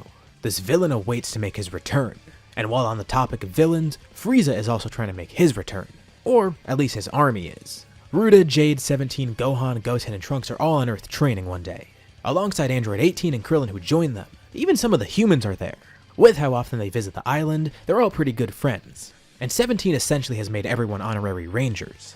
Even some of their families have come out, they're all having a feast. But during this meal, Gohan then says he senses something weird. Ruda confirms this too, and they ask Android 16 to help. Android 16 has been upgraded many times by now. 17 and Ruda have done some upgrades, as well as consulting Bulma for some. He's much stronger, but also his features are stronger too, such as his ability to sense ki. It's essentially a very advanced scouter, so he turns it on. And he's able to detect there's multiple ships coming to Earth's atmosphere, and he's then able to patch himself into their radios. Listening in, just as he suspected, it's Frieza's army, and he tells everyone the location of the ships. Their keys are kinda weak and there's so many of them so it'll be hard to find everyone. So it's better to get to the ships before they land and spread out. Everyone grabs onto Ruda as she drops them off at different locations. On one of the ships, Sorbet sees what's happening, and he commands the army to attack, no longer wanting to remain stealthy. The good thing for everyone on Earth is that Frieza's army isn't really too strong right now. I mean, in terms of pure power, they never really stood a chance, but as of right now, they don't even stand a chance in terms of numbers. This is before Frieza's revival, so it's very disorganized and it doesn't have as many people as it should. The group is easily able to defeat the soldiers. As some try to retreat, Sorbet calls everyone back. They're not going to get the Dragon Balls. But they do have an idea. The ships quickly ascend into the air, as they all get into formation. Each ship appears to be armed with a weapon, a giant laser aimed right at Earth. Sorbet maniacally laughs. If they can't revive Frieza, they'll just destroy Earth. Lord Frieza would have wanted it anyways. On the ships, the lasers charge, and they're launched towards the surface. But they all explode mid-air. They collide with Android 17 and Ruda's barriers. The weapons themselves were actually pretty powerful. It probably would have destroyed Earth. But with the barriers in place, it essentially means that the Frieza Force just blew themselves up. The remaining forces that escape the ship are cleaned up by Krillin, Tenshinhan, and Yamcha. That was a pretty easy victory, and they could all return back to their feast. Good thing because they were pretty hungry. And just like that, Resurrection F was avoided. But as I mentioned earlier, there's still another threat looming about. Unaware of this, the 4 Saiyans on Beerus' planet all train, and naturally by now all of them have Super Saiyan God. Gohan and Ruda have done the ritual for themselves on Earth, and before those 4 Saiyans left for Beerus' planet, they had it all done on them too. They're learning some great things and growing stronger, and they're slowly coming to learn there seems to be something above Super Saiyan God. Maybe if Frieza's resurrection was successful, they would have used this power for good. But for now, they continue to pursue it. The next goal of their training is something called Super Saiyan God Super Saiyan. Kind of a mouthful. This is sick. They'll have to show Gohan and Ruda it one day once they're back on Earth. But their return to Earth may be sooner than they expected, because things are about to go sour. Krillin, 18, and Marin are away from home one day, enjoying a nice vacation that Android 18 requested. In their hotel room, Krillin turns on the TV, and sees breaking news. The city that they were in got attacked. People heard explosions throughout. Krillin's jaw drops when he sees on the TV his house is destroyed.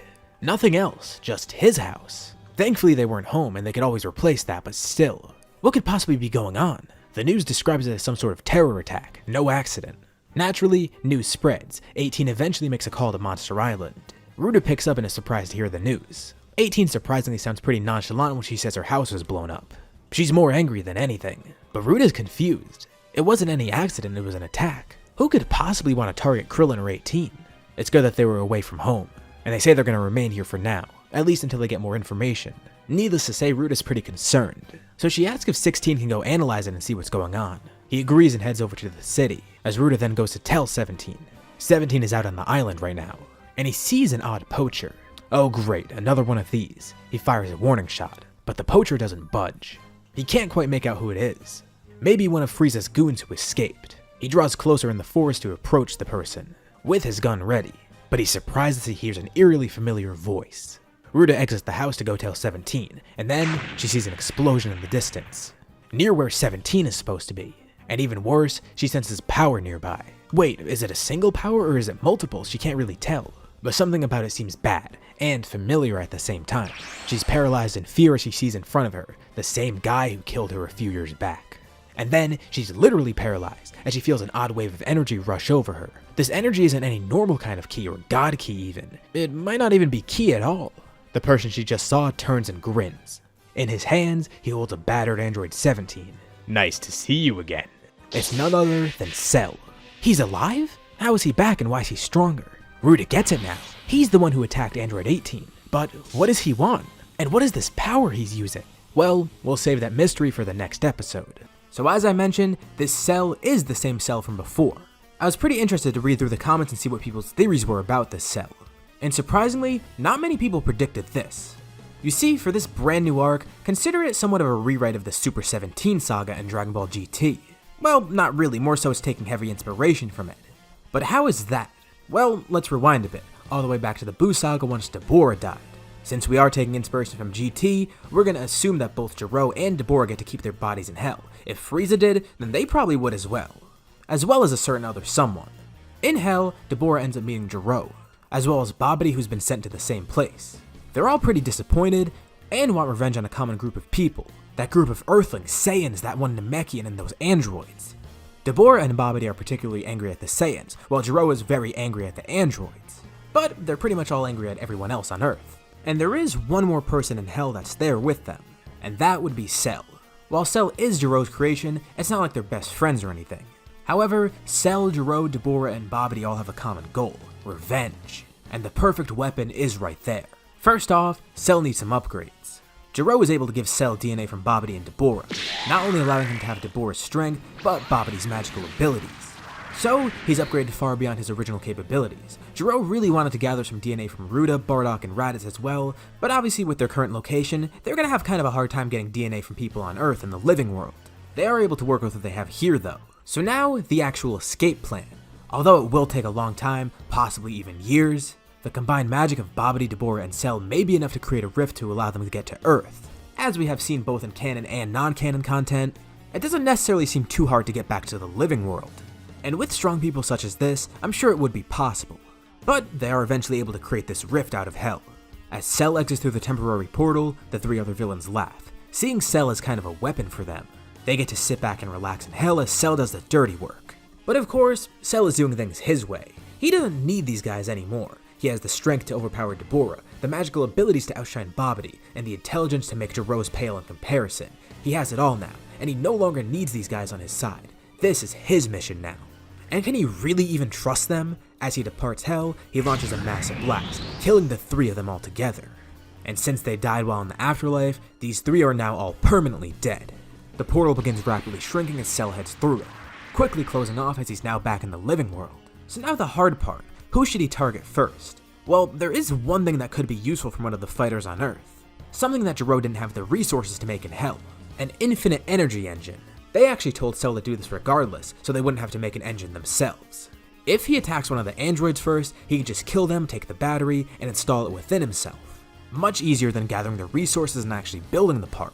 With that, he'll truly be unstoppable. And not only is it easier, but it's a bit more fun. Remaining stealthy, his first target is Android 18, and once he arrives at their house, he immediately blows it up. This is the quickest way to do it. Hopefully he killed everyone inside so he could just steal her engine pretty easily, with no issues at all. But, as we mentioned in the last part, they weren't home. They actually lucked out here, and he doesn't have any idea where she would be at the moment. But thankfully, there's other androids for him to target. This leads him to going towards Android 17 on the island. Once he arrives on the island, he easily defeats Android 17, and that brings us to where we were in the last part. The thing that's paralyzing Ruda, and that weird energy she's feeling, that's magic. That energy absorption technique that she and Bardock had was pretty annoying for Cell, so he wants to make sure that she's held in place and she can't do anything about it. With Android 17 unconscious in Cell's hands, Ruda watches in terror as Cell lifts his tail. With a gruesome scene, he stabs Android 17 in the stomach, removing the engine inside him. With the engine now in his possession, he throws the gravely injured android aside, as Ruda struggles to free herself so she could heal Android 17. He's finally done it. He has the infinite energy engine, and now he'll be unstoppable. Now it's time to enact his revenge. He'll save Ruda for last. He killed her once already, so her watching 17 die should be good enough for him. As he charges a blast in her direction, Cell is then caught off guard by two blasts. Pretty strong ones in fact, but they don't really damage him too much. He looks over and sees. Of course, people nearby would sense what's happening, and two people have joined to save the day. Android 16 hovers above with his arms detached, having just launched a Hell's Flash at Cell. By his side is Gohan with red hair in his Super Saiyan God form. And this was the perfect distraction. It allows Ruda to free herself, quickly grabbing 17 and then teleporting over to Gohan. Mid-air, she's able to heal 17, but it appears there's an issue. Sure, she did help him restore his wounds, but that's not going to restore technology. He retains his android strength, but now, he of course does not have that infinite energy engine to rely on. He can still fight though and help, but this will take some getting used to since he's so used to fighting with it. It's definitely cause for problems, but at least he's okay. Cell grins. Ah, more challengers. This should make it more fun. Plus it gives him the chance to test out his new powers more. Combine, the 4 attack Cell, as Ruda also goes into Super Saiyan God. Suppressed, Cell is able to hold them off pretty easily, but Gohan and Ruda then hear a voice. It's Goku trying to check in on everyone. He sensed a very evil energy on Earth, as well as the energy of his son and his sister Raisin, naturally making him think that they're in trouble. He asks if they need help or if they're okay, but they tell him not to come. If Cell fights Goku, or any other of Beerus' students, he can absorb their energy and become unstoppable. Sure, their strength would be helpful, but they don't know what Cell is capable of now. For all they know, that would just help him. Well, at least they know what's going on. But Goku's of course pissed and concerned. As is Raditz. He really wants to intervene to help and tells Bardock to take him there, but Bardock declines. He asks Goku and Goku says the same. Whis even steps in too, saying it's best that they stay here unless they're absolutely needed. It'll be interesting to see how those on Earth handle themselves. While Goku, Bardock, and Vegeta realize that they can't intervene, this really does not sit well with Raditz. With the group heavily disadvantaged, Cell continues the onslaught. Not only does he have the edge in terms of power, but he has magic which they can't really counter. And Cell seems to be heavily relying on magic here. He truly is a terrifying threat now. But as the four fight Cell, they then watch surprised as he's then cut into 4 pieces, with a massive ki blast going through those pieces. A little bit caught off guard, Cell regenerates, as someone then teleports behind him and he feels a sword go through his chest, slicing upwards towards his head, as he's then cut once again into many little pieces. After a massive flash of light, it's revealed who's there. Drawing the Z-sword back, Piccolo stands there, as Cell then regenerates from all his tiny pieces. Of course, that wasn't enough to kill him. He thought his magical abilities would be enough to defend against a random attack like that, not to mention his natural strength. The group's elated to see Piccolo, and Cell's pretty amused. He never expected a weakling like Piccolo to be here. And what's with the sword? Cell tries to restrain Piccolo using his magic, ready to eat Piccolo as a snack, but Piccolo easily breaks free somehow. Although Piccolo doesn't nearly match Cell in terms of power, remember who he's training with. He's working with Kais. And Piccolo's no real stranger to magic himself. Here, he's essentially able to nullify all of Cell's magical abilities, pretty much rendering them useless on him. And while this is pretty good, there's still the issue of power. Of course, Piccolo is a powerful addition, but even with him, it's still not nearly enough to defeat Cell. Stretching his hand towards the sky, Piccolo then heals all his allies, telling 16 to retreat as he can't be healed by Piccolo's abilities. He'll take 16's place as he nullifies Cell's magic, helping the group in their attacks. While Cell still does have the upper hand, he's a little bit angered by this, after all that time spent getting his magical abilities, and with how useful they were, he somehow can't even use them now. Why? Confusion mixes with anger as he reveals more of his full power, giving the group some serious trouble. He is especially wary of Ruda, because now without his magical abilities, she may be able to hit him, which would allow her to drain his energy. Most of his focus is spent avoiding her, but he has a better idea. Since he already did kill her, he wanted to let her off easy, but the best option here is probably to just kill Ruda outright. There's no point in savoring the moment if it'll screw him over. Quickly charging a massive blast, he aims one towards her, as everyone looks in shock knowing what will happen.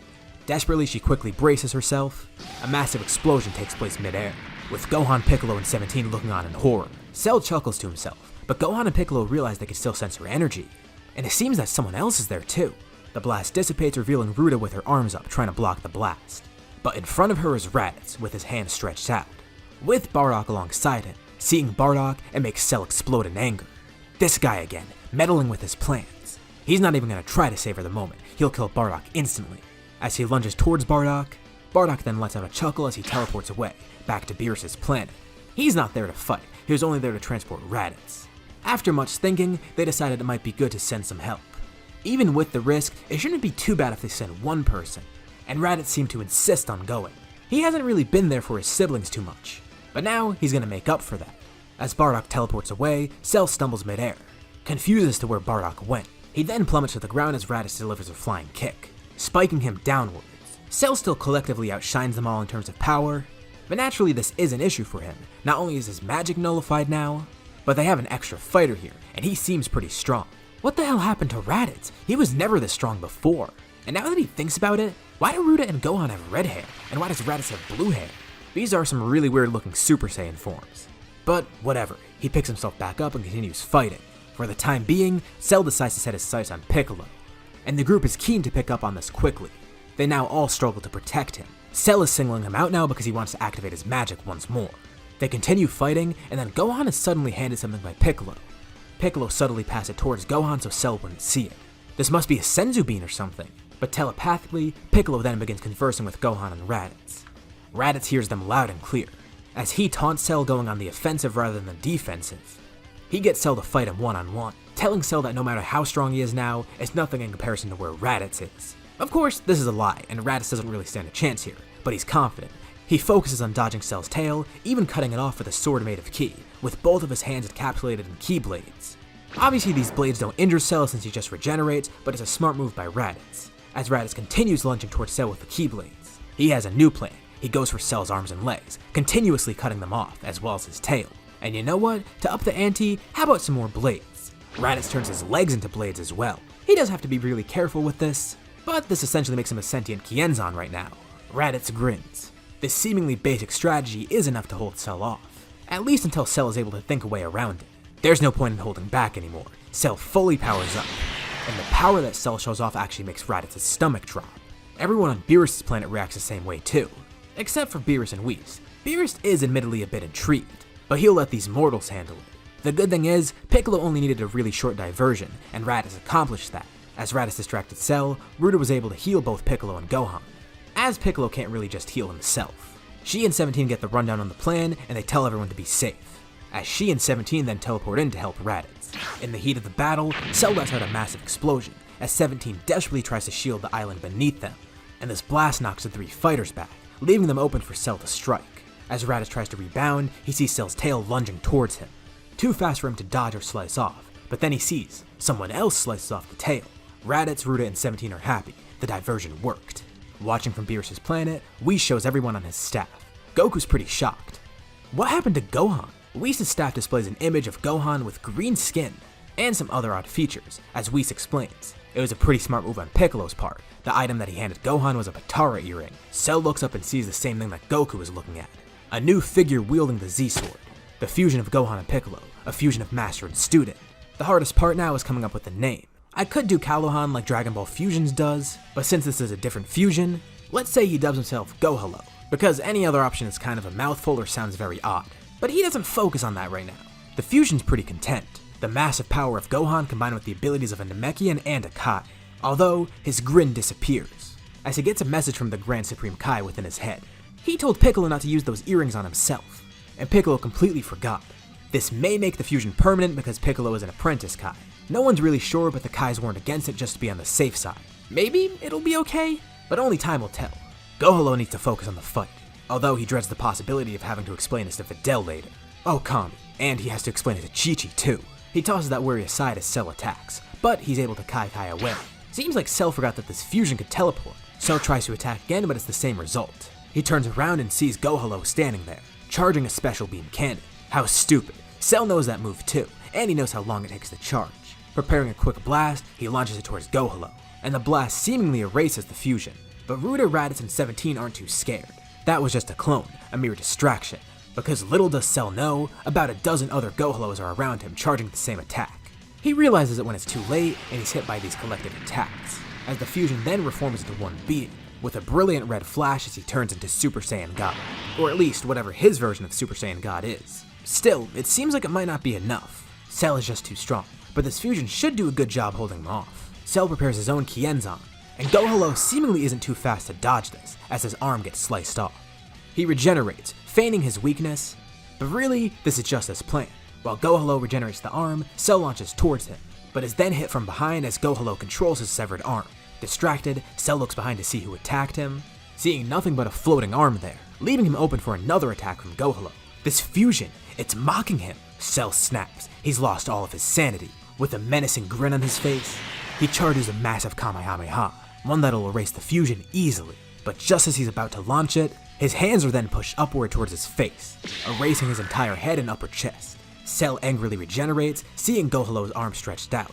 Laughing as he watched Cell hit himself, the Gohan side of the fusion is amazed. The Namekian DNA sure is interesting. With amazing speed, Cell then launches towards Gohalo, finally landing a massive hit. This sends the fusion plummeting down towards the island, as Cell then once again charges a blast. He'll destroy the entire island, everyone on it, and the planet. He doesn't care anymore. He's lost all rational thinking. Who cares if he can't absorb these people for more power? But as he charges the blast, he notices he's not really able to charge it too quickly. It's almost as if he's straining to charge it. Everyone down below looks on, smiling. Then Cell notices Ruda isn't there with them. Nearby on a tall hill, Ruda is there, slowly draining Cell's energy. Gohalo served as a great distraction, and in the midst of their fight, Ruda was able to land a punch on Cell, and he didn't even realize it, assuming it was just one of the Gohalo clones. Cell quickly comes to the realization of what just happened, and now is the perfect opportunity to kill him. Creating 2 massive blocks of Kachikachin, Gohalo then slams them into Cell, crushing him and disorienting him greatly, combined with the fact that his energy is being drained. With Cell temporarily stunned, Gohalo then goes to slice Cell in half, and although it's kind of disgusting, he stretches his hand out, grabbing everything inside his Cell. He retracts his arm back and Cell regenerates. But as we mentioned before, you can't regenerate something mechanical, something that's not originally part of you. And as for Cell, the infinite energy engine was an addition, it wasn't something that was part of his biological body. Gohalo was able to steal it back. Cell's lost, hasn't he? He has no infinite energy, he has no magic, and his energy is slowly being siphoned by Ruda. But there is one more option. With a psychotic laugh, Cell then prepares to blow himself up, as he's then punched in the face once again by Ruda. Collectively, the rest of the group attacks too, as she keeps trying to steal Cell's energy. Cell is then held in place by Gohalo. This is it. Raditz allows Ruda to do the honors. Once again, she jumps up, with a look of rage and determination on her face. One of her fists is coated in a red aura, as well as coating herself in the stolen energy from Cell. She essentially becomes a missile. With a godly dragon fist, Ruda then lands the finishing blow on Cell, as he slowly disintegrates, being hit by his own energy, which was part of that massive glow surrounding Ruda. She finally did it. This is revenge from when she died before, and vengeance for what he did to 17. As his cells fizzle out of existence, the group watches content as he's now dead for good. Gohalo descends, glad to have helped, but of course he can't help but feel concerned. This fusion may actually be permanent. Well, they'll know for sure in about an hour or so, and although there's a bit of damage, 17 thankfully protected the island, as well as 16, Jade, and all the animals that were on it too. He was mostly focused on that, and without his infinite energy engine, he couldn't really do too much else. But now they have the engine back, so they could just head to Bulma and get it repaired. Good idea. Ruda grabs him and then teleports into Bulma, as Gohalo and Raditz say goodbye. Raditz and Gohalo then teleport into the city, where 18 and Krillin now are. This is the last loose end that they need. How are they going to repair the house? Well, Gohalo is half a Supreme Kai. So, using those abilities, thankfully he's able to create a new house for them. And this time, he fits it with the gym. He tells the two of them to train up because next time, this support won't be on the house. No pun intended. The two of them then teleport back to Beerus' planet, and they're stunned to see the other three Saiyans are already preoccupied with someone, as Gohalo and Raditz draw closer. Over the shoulders of the other Saiyans, they see Beerus arguing with someone, a fatter version of himself. We'll leave off here for now. So what do you guys think? Is this fusion permanent, or will they defuse? Piccolo is only an apprentice Kai after all, not a full Supreme Kai. We've seen Kai fusions before, but they involve Shin and Goku Black, who were both Supreme Kais at the time. We've never seen one with an apprentice Kai and a non-Kai, so let me know what you think below. Of course they can undo it regardless, but this will affect the next episode. The last part ended with Champa's arrival on Beerus' planet, and this means next we'll be going to the Universe 6 tournament.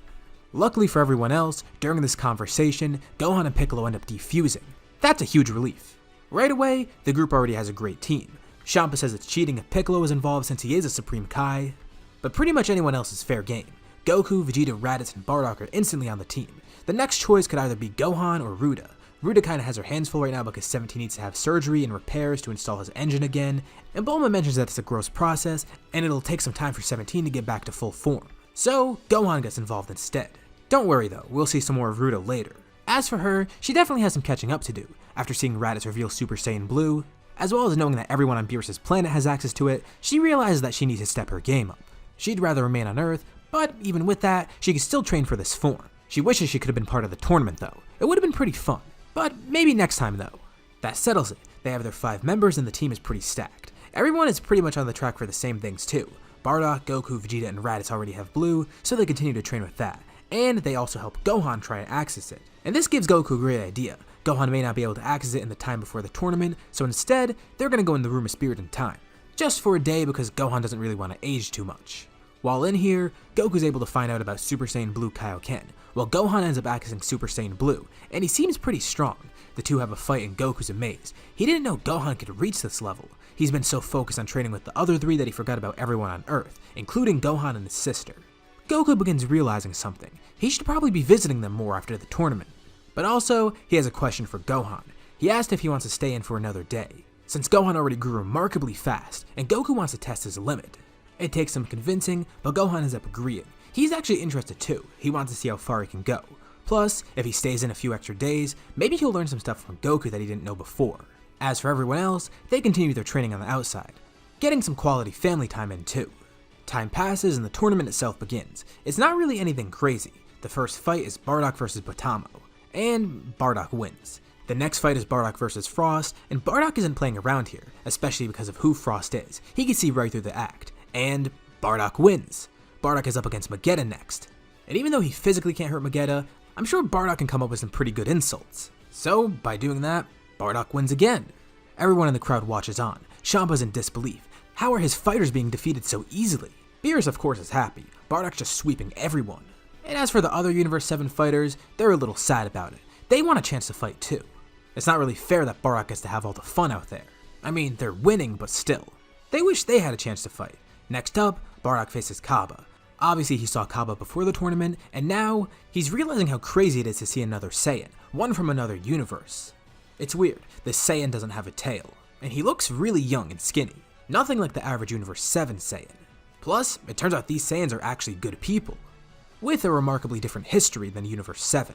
Interested by this, Bardock decides to test Kaba's power, intrigued with how strong he is, but surprised to find out that he doesn't have Super Saiyan.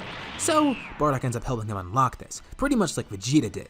Given how Bardock is as a person, I feel like this is a likely outcome. He'd probably help Kaba get Super Saiyan in a similar way to what Vegeta did. Basically just with brute force. But even with Super Saiyan, it's not enough. Kaba loses, but Bardock looks forward to seeing him again. Bardock's on a great streak right now. He already took down 4 fighters, and there's only 1 left. After this, they win.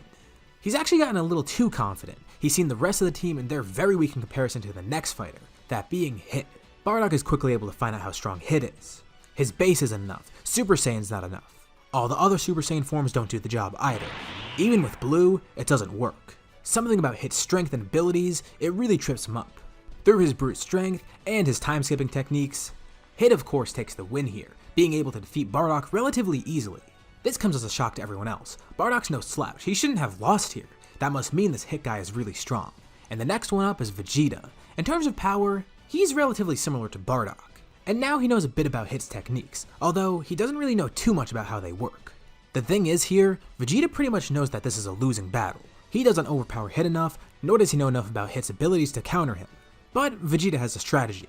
They have 3 fighters left, and Vegeta knows that even if he loses this, he can get some valuable info for everyone else. So, instead of trying to win, he drags the fight on as long as possible, seeing Hit's weaknesses and openings, trying to figure out what anyone else could possibly do to defeat him. And he's able to get some great info, although inevitably, Hit of course is going to be the one to take the win here. Vegeta has no real plan to win. But his idea worked. He was able to get some info, and he tells the rest of the fighters about what he saw. Hit's movements, his openings, how his attacks work and his fighting style. Vegeta got more than enough info, and this will be valuable for the next fighter, which is Gohan. Hit's a little bored now. Another Saiyan? What do they think they're going to do this time? The group looks on, wondering what Gohan's going to do. He's been training, yes, but it hasn't been as intense as everyone else. Plus, how strong could he have gotten over the few days before the tournament? Well, Goku actually kept this kind of a secret, but he tells everyone that he's been training with Gohan for 2 days. Not a normal 2 days either, no, in the Room of Spirit and Time no less. Sure, that's impressive to everyone, 2 years of training, but will it be enough?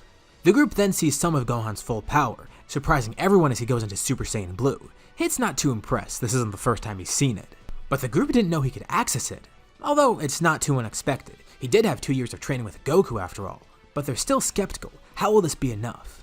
Goku tells everyone, the 2 of them came up with something great together, and asks if they remember the Kaioken. The other Saiyans do know about it by now, and they think it's useless due to the strain that it gives Goku. It's been surpassed by every other form though, and it's only useful for a brief burst in power. So they just kind of view it as useless at this point. It's a big risk, but Goku says they found a way to bring it back somehow. The group's confused. They? Goku laughs and he tells them to watch. Gohan remarkably is able to keep up with Hit somewhat, but it's still not enough. Even with Vegeta's information, there's just something about Hit's time skip that Gohan can't counter. He simply is not fast enough. Hit's impressed that Gohan knows his strategy, but he assures Gohan that it won't be enough. But Gohan tells Hit, this isn't his full power. He has something up his sleeve above Super Saiyan Blue even, although it's only something he can use for a short time.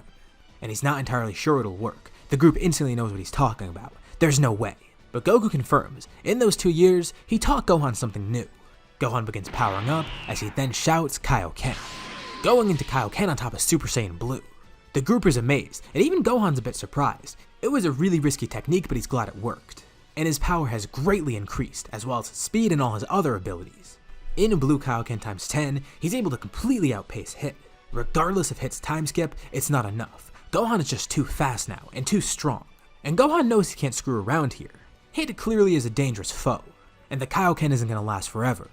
He needs to work as quickly as possible to defeat him, and he does. Gohan's able to knock Hit out of the ring, taking the win for this round and the win for Universe 7.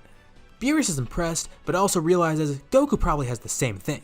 Not to mention, now that both of them are so strong, they hid this from him. It's a way that they may be able to surpass him. He's not too pleased about it. But whatever, it helped them win the tournament, so he holds his tongue. The tournament itself ends pretty normally. Zeno comes in, the wish is made to restore Earth in Universe 6, and everyone goes back home. All pretty standard here, but while that goes normally, what follows isn't going to go the same as it did in canon. I'm referring to the next arc right after this. Zamasu has been watching, and he sees all these Saiyans and begins researching them, but Zamasu assumes that he can't hold his power for long, seeing how it affected Gohan afterwards. He assumes that Super Saiyan Blue is flawed, rather than Blue Kaioken, since Gohan barely fought in Blue at all. He looks at the rest of the fighters. Goku, Vegeta, and Raditz showed nothing amazing, and 2 of them didn't even fight. Bardock had a good showing, but he was defeated really easily by one of those other mortals. One with a very interesting ability, that one being Hit, a mortal playing with time, for his own gain and for his own power. How disgusting, and yet somewhat intriguing. The power definitely seems like something valuable. And it mocks the gods just as much as the godly power that the Saiyans use, if not more. And Zamasu realizes if he could use this power for himself, it would be very helpful. He'd only need to make one wish, that being to become immortal. So, what's gonna happen here with Trunks? Well, he's actually safe for now. That's because there's not gonna be any timeline meddling. The only thing Zamasu needs to do is to go into the future and use the Super Dragon Balls. And once he becomes immortal, that's all the time travel he needs. Isn't he gonna steal someone's body though? Well, there's no need to. He considered stealing Hit's body, but then he realized, Hit's an assassin. He definitely doesn't have any strict moral guidelines either. He just does whatever who he works for wants him to. And this could be very useful, so he decides he's gonna recruit Hit as an ally. The first thing he does is travel Universe 6, killing the Supreme Kai there, which kills Champa in the process. He can't take any risk whatsoever. This allows him to find Hit with no issues and without being noticed by anyone important. And he ends up hiring Hit to kill all of those fighters in Universe 7, the ones that are too strong for Zamasu to defeat himself. But there is one thing though, something that Zamasu keeps to himself. He's obviously not going to be allied with Hit forever. Once Hit kills the Saiyans in Universe 7, Zamasu will turn on him and work on his own. But he'll actually have to find a way to defeat Hit. For now, Hit is just the means to an end. Of course, Zamasu doesn't say this out loud, but Hit is pretty much expendable to him. Hit doesn't care who the target is, he's just surprised that a Kai is doing it. But he doesn't ask questions, he takes the payment and he's ready to do it. One day, in Universe 7, everyone suddenly senses a huge increase in power. It's coming from Gohan, it looks like. And then it ends up disappearing really quick. Sure, he could have just been training, but that doesn't seem right. Why would he power up so rapidly and so briefly? You know, it may be best to check on him. Those who do have the ability to teleport decide to go over there. Goku arrives, followed by Bardock and then Ruda, with some of the other fighters trying to fly over. And it's weird, when they use instant transmission, they ended up in a public space. People are running away as cops begin swarming the area, including Krillin of course. Why would Gohan need to power up in a public place like this? They're wondering what's happening. Looking for his energy and they can't sense anything at all. But when Krillin arrives, he tells them that some altercation occurred. He didn't even know Gohan was involved until now. It seemed like there was some sort of murder. Oh, that kind of relieves everyone. Maybe Gohan was just acting as the Great Saiyaman trying to stop the murderer. But their happiness quickly fades as they then see who it was. Nearby, someone familiar then walks out. It's Hit. Wait, Hit? What's he doing here in Universe 7? He doesn't look too happy either, but they look past Hit and see behind him. Lying on the ground nearby is Gohan's corpse. Hit has completed his first assassination on Gohan, and his next targets are right in front of him. As Hit slowly approaches, this is where we'll leave off for now. As fighters keep arriving, they see Gohan there, with Hit walking towards them. Naturally, seeing Gohan dead, Bardock instantly goes blue right away, ready to fight Hit, as Goku instead goes over to help Gohan, seeing if he could help somehow. Bardock tries to attack Hit, but none of his attacks actually land. Hit's time skip is too powerful, and there's no way he's holding back here like he was during the tournament. And this is an issue. Bardock just needs to land one hit. He doesn't care about a good fight or whatever, he'll just use his spirit vision. But if he can't land an attack, he can't do that at all and it's hopeless. Ruda goes over to Goku and tries to help heal Gohan. Goku's hoping that it's okay and maybe he's just unconscious. Ruda tries to heal him, but it appears it's too late. Gohan is actually dead. Ruda's more so concerned about Goku right now, expecting him to not take this too well. Immediately, everyone senses Goku power up, instantly jumping into blue with his power even greater than it was before. Out of rage, he starts attacking Hit. This actually does catch Hit off guard, as he blocks and dodges Goku's attacks. Bardock expected this reaction, but he's surprised to see how strong Goku's gotten. It appears that in his anger, he got stronger out of necessity. But he's also not in a right state of mind, and it's unclear how long this boost will last. And even so, Goku's still not doing much against Hit, so Bardock joins in and tries to help, as well as trying to calm Goku down. Ruda then joins in too, surprising everyone as she shows off her own Super Saiyan Blue. Although she may have been a bit behind before, she's now finally caught up and gotten this form. This actually catches Hit off guard, and that lets Bardock land a strong punch instead of just Goku. Hit's not too injured by this, but Bardock chuckles. He says even though Hit may be at full power now, Bardock does have a trick to help him. Knowing the clear danger, he immediately starts rapidly draining Hit's energy. Hit tries to avoid attacks, but it gets harder and harder for him as his energy is drained. He doesn't even know what's going on. As Bardock is about to finish off Hit, suddenly he's attacked from behind. He shouts in pain, and everyone looks to see a slash on his back. His guard is down and someone attacked, and he only narrowly avoided it. Zamasu has entered the picture. He's pretty angered right now too. Obviously, Hit hasn't done his job yet, and it seems he is having some issues. Why are these mortals not dead yet? All he did is kill one of them. Hit apologizes, saying that Bardock has some weird ability that helped drain his energy. He doesn't know what happened. He would have been able to finish them off otherwise. That's a simple fix. Zamasu goes in, healing Hit, while Ruda tries to do the same for Bardock. He gets back up and he's fine, but he's going to need to attack Hit again if he wants to drain his energy still. So, the fight between Hit, Goku, Ruda, and Bardock continues. As Zamasu's about to leave, Vegeta and Raditz then step in and attack him together. It's one of the few times these two have teamed up. As you may remember from a few parts ago, Vegeta and Raditz weren't really on the best terms beforehand, for some pretty obvious reasons, but after all this time spent training together, they've come to tolerate each other. And, in a way, they've somewhat become rivals. Obviously, they would have put the past behind them, recognizing what they have in common rather than what they don't have in common. The two begin fighting Zamasu, and quickly come to learn that he's immortal. Although, it's not too big of a deal. Zamasu still does seem pretty weak, it's just the immortality that's an issue. If they find a way around this, they'll be able to kill him relatively simply. Far away, on the sacred world of Kais, of course everyone's gonna be watching. Piccolo's confused, and a bit angered. Not just from seeing Gohan die, but also the person that he sees there. Zamasu? Piccolo would know who Zamasu is here. There's even a fair chance that they've trained together briefly. He's just more flabbergasted than anything. He always knew that Zamasu was a weird guy, but to think he's evil? Shin decides he's gonna check in with Gowasu, seeing what's going on in that universe. He tries to contact the Kai of Universe 10, but he gets no response at all. None of the gods of Universe 10 are responding.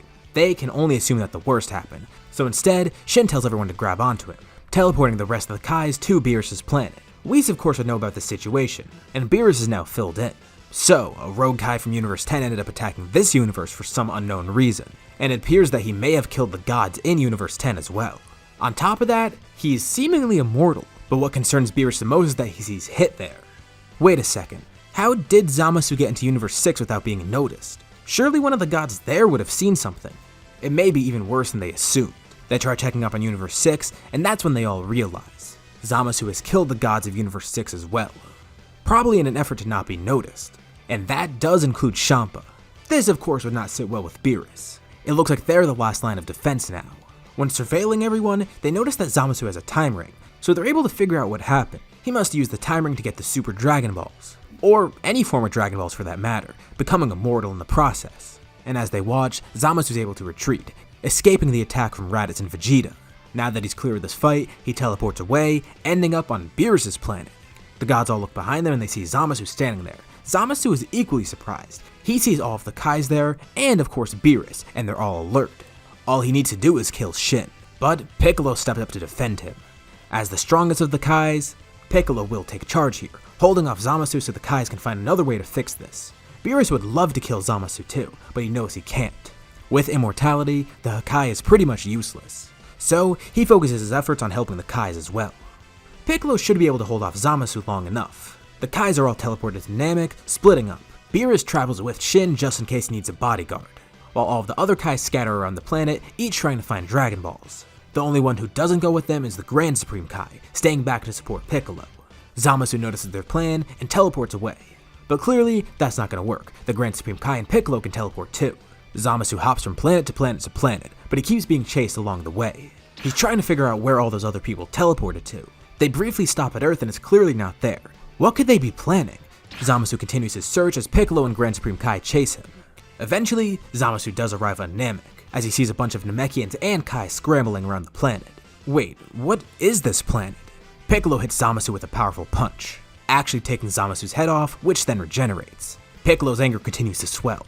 Now that they're on his home planet, he'll defend Namek and the Kais at any cost. All he needs to do is buy some time.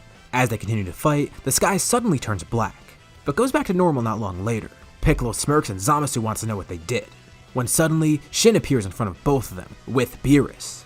Angrily, Beerus lifts his hand up, pointing it towards Zamasu. He doesn't care though, he's immortal, he can't be erased. But as Beerus stares him down, Zamasu suddenly realizes what happened. Wait, Namek! The Namekians! He finally makes the connection. He briefly remembers hearing about the Super Dragon Balls, and they had some sort of relation to Namekians. Could there possibly be more here too? And if so, that means his immortality's been reversed. But just as he comes to this realization, Beerus utters a single word, Hakai. Zamasu shrieks as he's then erased, wiped from existence. Sadly, the Namek Dragon Balls weren't strong enough to revive people from other universes. But thankfully Shin has a time ring, so he can revive anyone killed in Universe 6 and Universe 10 with the Super Dragon Balls. But even though they couldn't revive people from other universes, they still were able to revive someone here.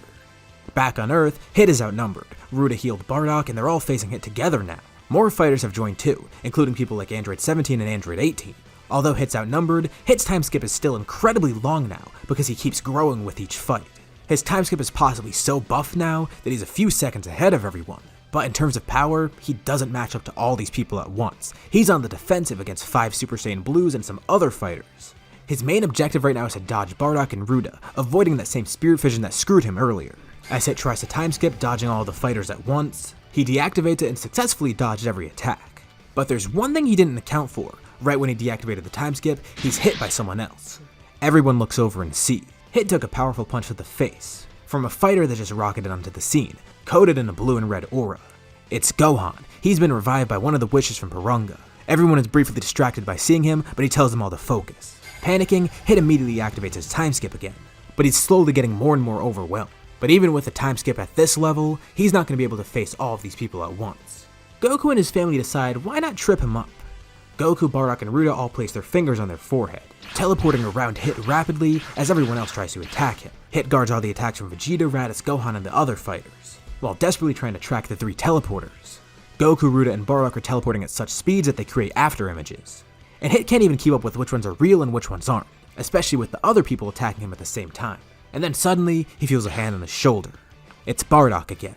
He lands a powerful punch right at Hit's back, knocking him into Ruda, who also punches him. Hit's on his knees now, as together, Bardock and Ruda drain his energy. Hit weakly tries to stand up, but the rest of the fighters all attack at once. And together, they kill Hit.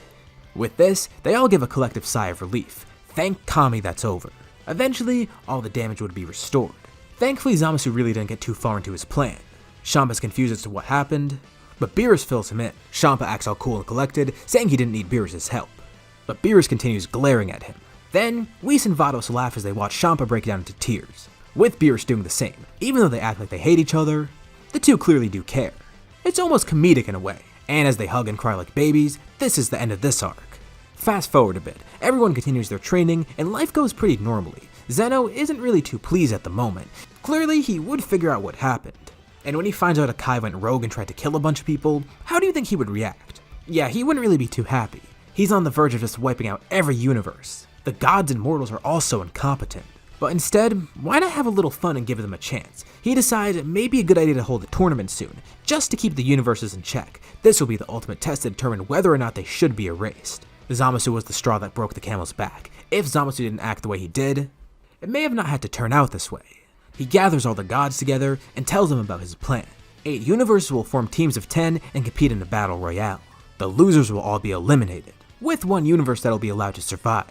Now, all the gods will have to scramble and find teams for themselves. Naturally, this would kind of create an issue for Champa. Sure, he would probably still have 9 of the members that he had before, but he'd be missing out his strongest one, that being Hit.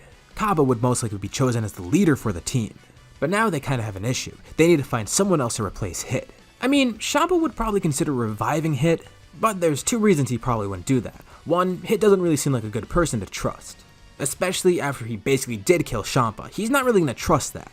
And 2, he's pretty fearful of Zeno. Zeno's mad because of the whole situation involving Hit. And he's not really too sure that Zeno will appreciate when Hit's brought back. So, Champa's just going to have to suck it up and find a new member of the team. He starts going around Universe 6, trying to find a suitable planet with some strong warriors. Let's go back to Universe 7. So, since Goku wasn't really involved in making the tournament this time, Beerus will pick the leader this time instead. And if anything, the 2 best candidates would be either Bardock or Vegeta. Both of them have power, experience, and battle strategies. But Beerus may lean in favor towards Bardock. Not that a leader really matters because either way, they're gonna go with the same strategy, just attacking whoever they want when they want. As for the team, that'll be a bit more interesting to decide. Pretty much right away, the first 4 fighters are chosen: Goku, Vegeta, Bardock, and Raditz, as they're all on Beerus' planet and they're the first to hear about it. Alright, 4 out of 10 down. Naturally they go to recruit Gohan too, as well as Ruda, who would bring 17 along with her. 7 fighters. Another great option would be Piccolo. They wouldn't really be too sure about this one, since he is an apprentice Kai, but they come to learn that it's fine because Zeno thinks it's cool. This would probably be a likely outcome because Toppo was allowed into the tournament and he was a candidate for God of Destruction, so I guess gods are kind of allowed to fight? At least the lower tiers of them. I don't know, it's probably more so the fact that Zeno just lets anything go as long as he finds it cool. He'd probably be pretty good at making what-ifs. Jokes aside, everything's going great right now. They have 8 strong fighters, and they have a bunch to choose from for the next 2. But more than likely, I feel like it would be Krillin and 18. Krillin is Goku's best friend, and 17's already there, so why not bring 18 too? Plus, they are some of the strongest people left on Earth that they could bring with them. Goten and Trunks are strong, but they're a little too inexperienced for something like this. Plus, if they found out that the universe might get erased, they may just panic. But regardless, this is awesome. They now have 10 people, and the team seems to be pretty strong. And since I haven't really been too clear on this, let's scale everyone to see who's the strongest. The strongest on the team would probably be Vegeta and Raditz, as they're more focused on power in their training. The two are pretty much even with each other, with Goku trailing not very far behind. As for Bardock, he's not solely focused on power for his training, but also technique, and he'd be a little bit below where Goku is. Some of you actually mentioned that Bardock's age may be affecting him now, but I'll get more into that in the next video. I feel like it's a little bit too early for his rapid aging to start happening, but that's besides the point. Equal to Bardock would be Gohan. He doesn't have the same great training that everyone does on Beerus' planet, but he does have Blue Kaioken, which puts him up to a higher level. Plus, his potential as a hybrid Saiyan naturally helps him to get stronger, so even if he doesn't train as much as everyone else, he keeps up with them pretty easily. Not too far behind Gohan is Ruda. As we've seen, she has had some setbacks, and much like Gohan, she is stuck on Earth. But in terms of technique, she has one of the most diverse movesets of the team. It's not like she's weak either. Even though she's not the highest on the team, her power shouldn't really be underestimated. Same with all of her techniques. Behind her would be Piccolo. Again, another person with a great amount of techniques and some great power, although not the strongest on the team. Behind Piccolo is 17, then Yardrat 18, and then finally Krillin. That should be a pretty good scale to show who's where on the team in terms of power. And as you could probably guess, anyone who already is part of the canon story is stronger than they were in canon at this point. It seems everyone had such different methods of training, especially the 4 Saiyans on Beerus' planet who are all very close to each other in terms of power. Beerus is confident in his team, and wonders how they'll perform. There's no exhibition match either because there's no need for it. So, after the team is chosen, they're all teleported to the world of Void, ready to fight in the Tournament of Power. And with that, I feel this is a good place to leave off for now. So as I mentioned last time, for the Tournament of Power, Champa's in kind of a sticky situation. One of his strongest fighters, Hit, is now dead. He's gonna need an extra person on his team. This would be pretty detrimental, because I feel like the most likely option is recruiting another Namekian. The reason it's bad is because it weakens Saunel and Perina pretty significantly. It would lower each of their powers just to make an extra fighter. So, Universe 6 takes a hit as a result, no pun intended. But as for Universe 7, they're better off than ever. I showed the team at the end of the last part, and they're pretty stacked as you could probably tell. Saiyans with great god powers, Saiyans with god powers and great techniques, a Namekian with Kai abilities, a hybrid Saiyan with some huge power, and even androids, and a short bald guy. They seem to be pretty well off right now.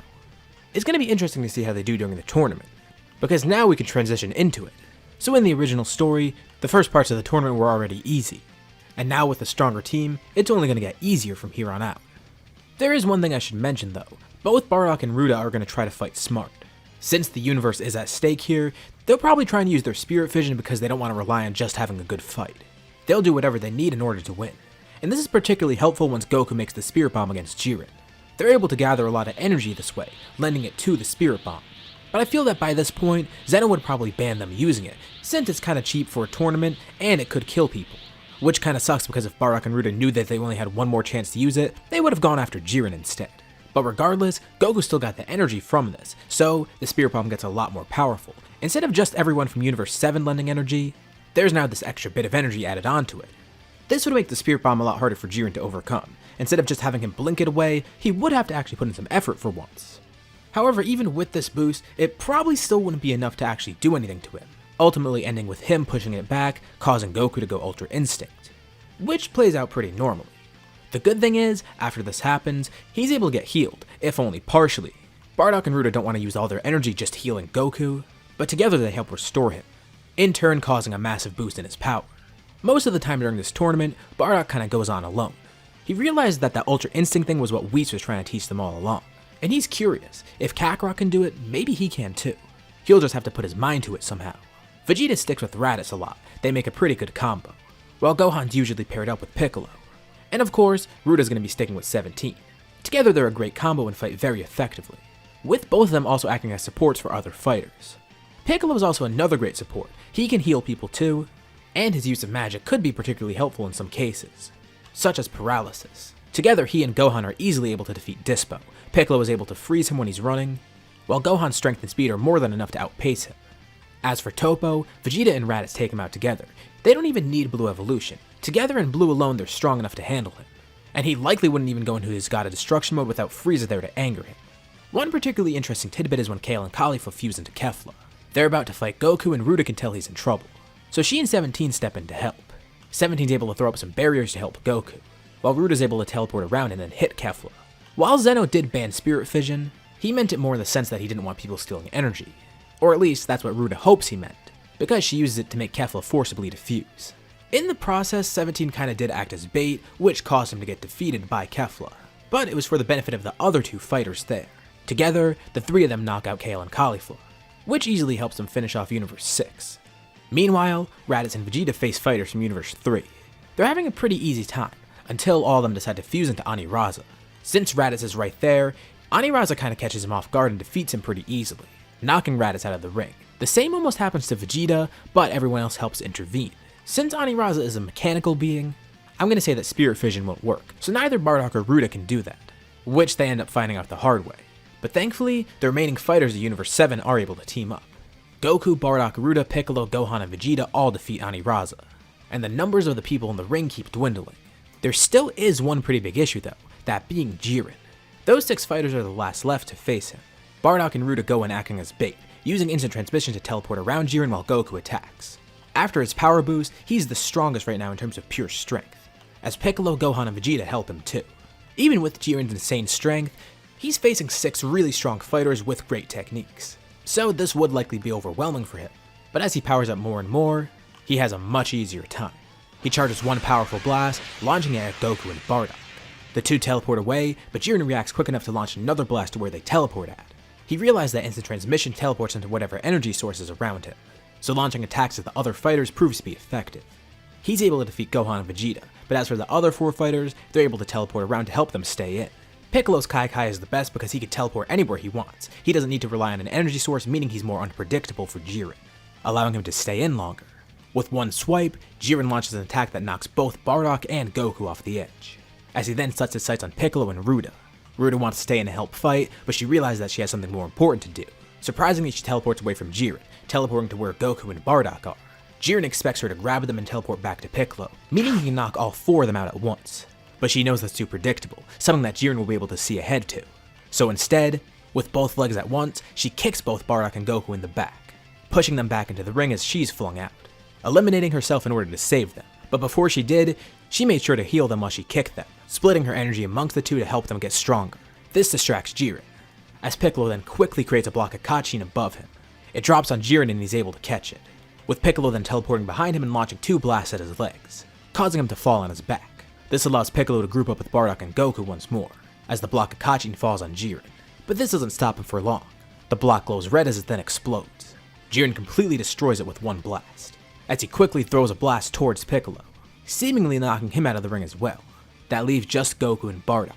He aims to knock them out with one attack, charging his most powerful blast yet, as the two desperately try to push it back. Their feet are planted into the ground as they're dragged to the edge.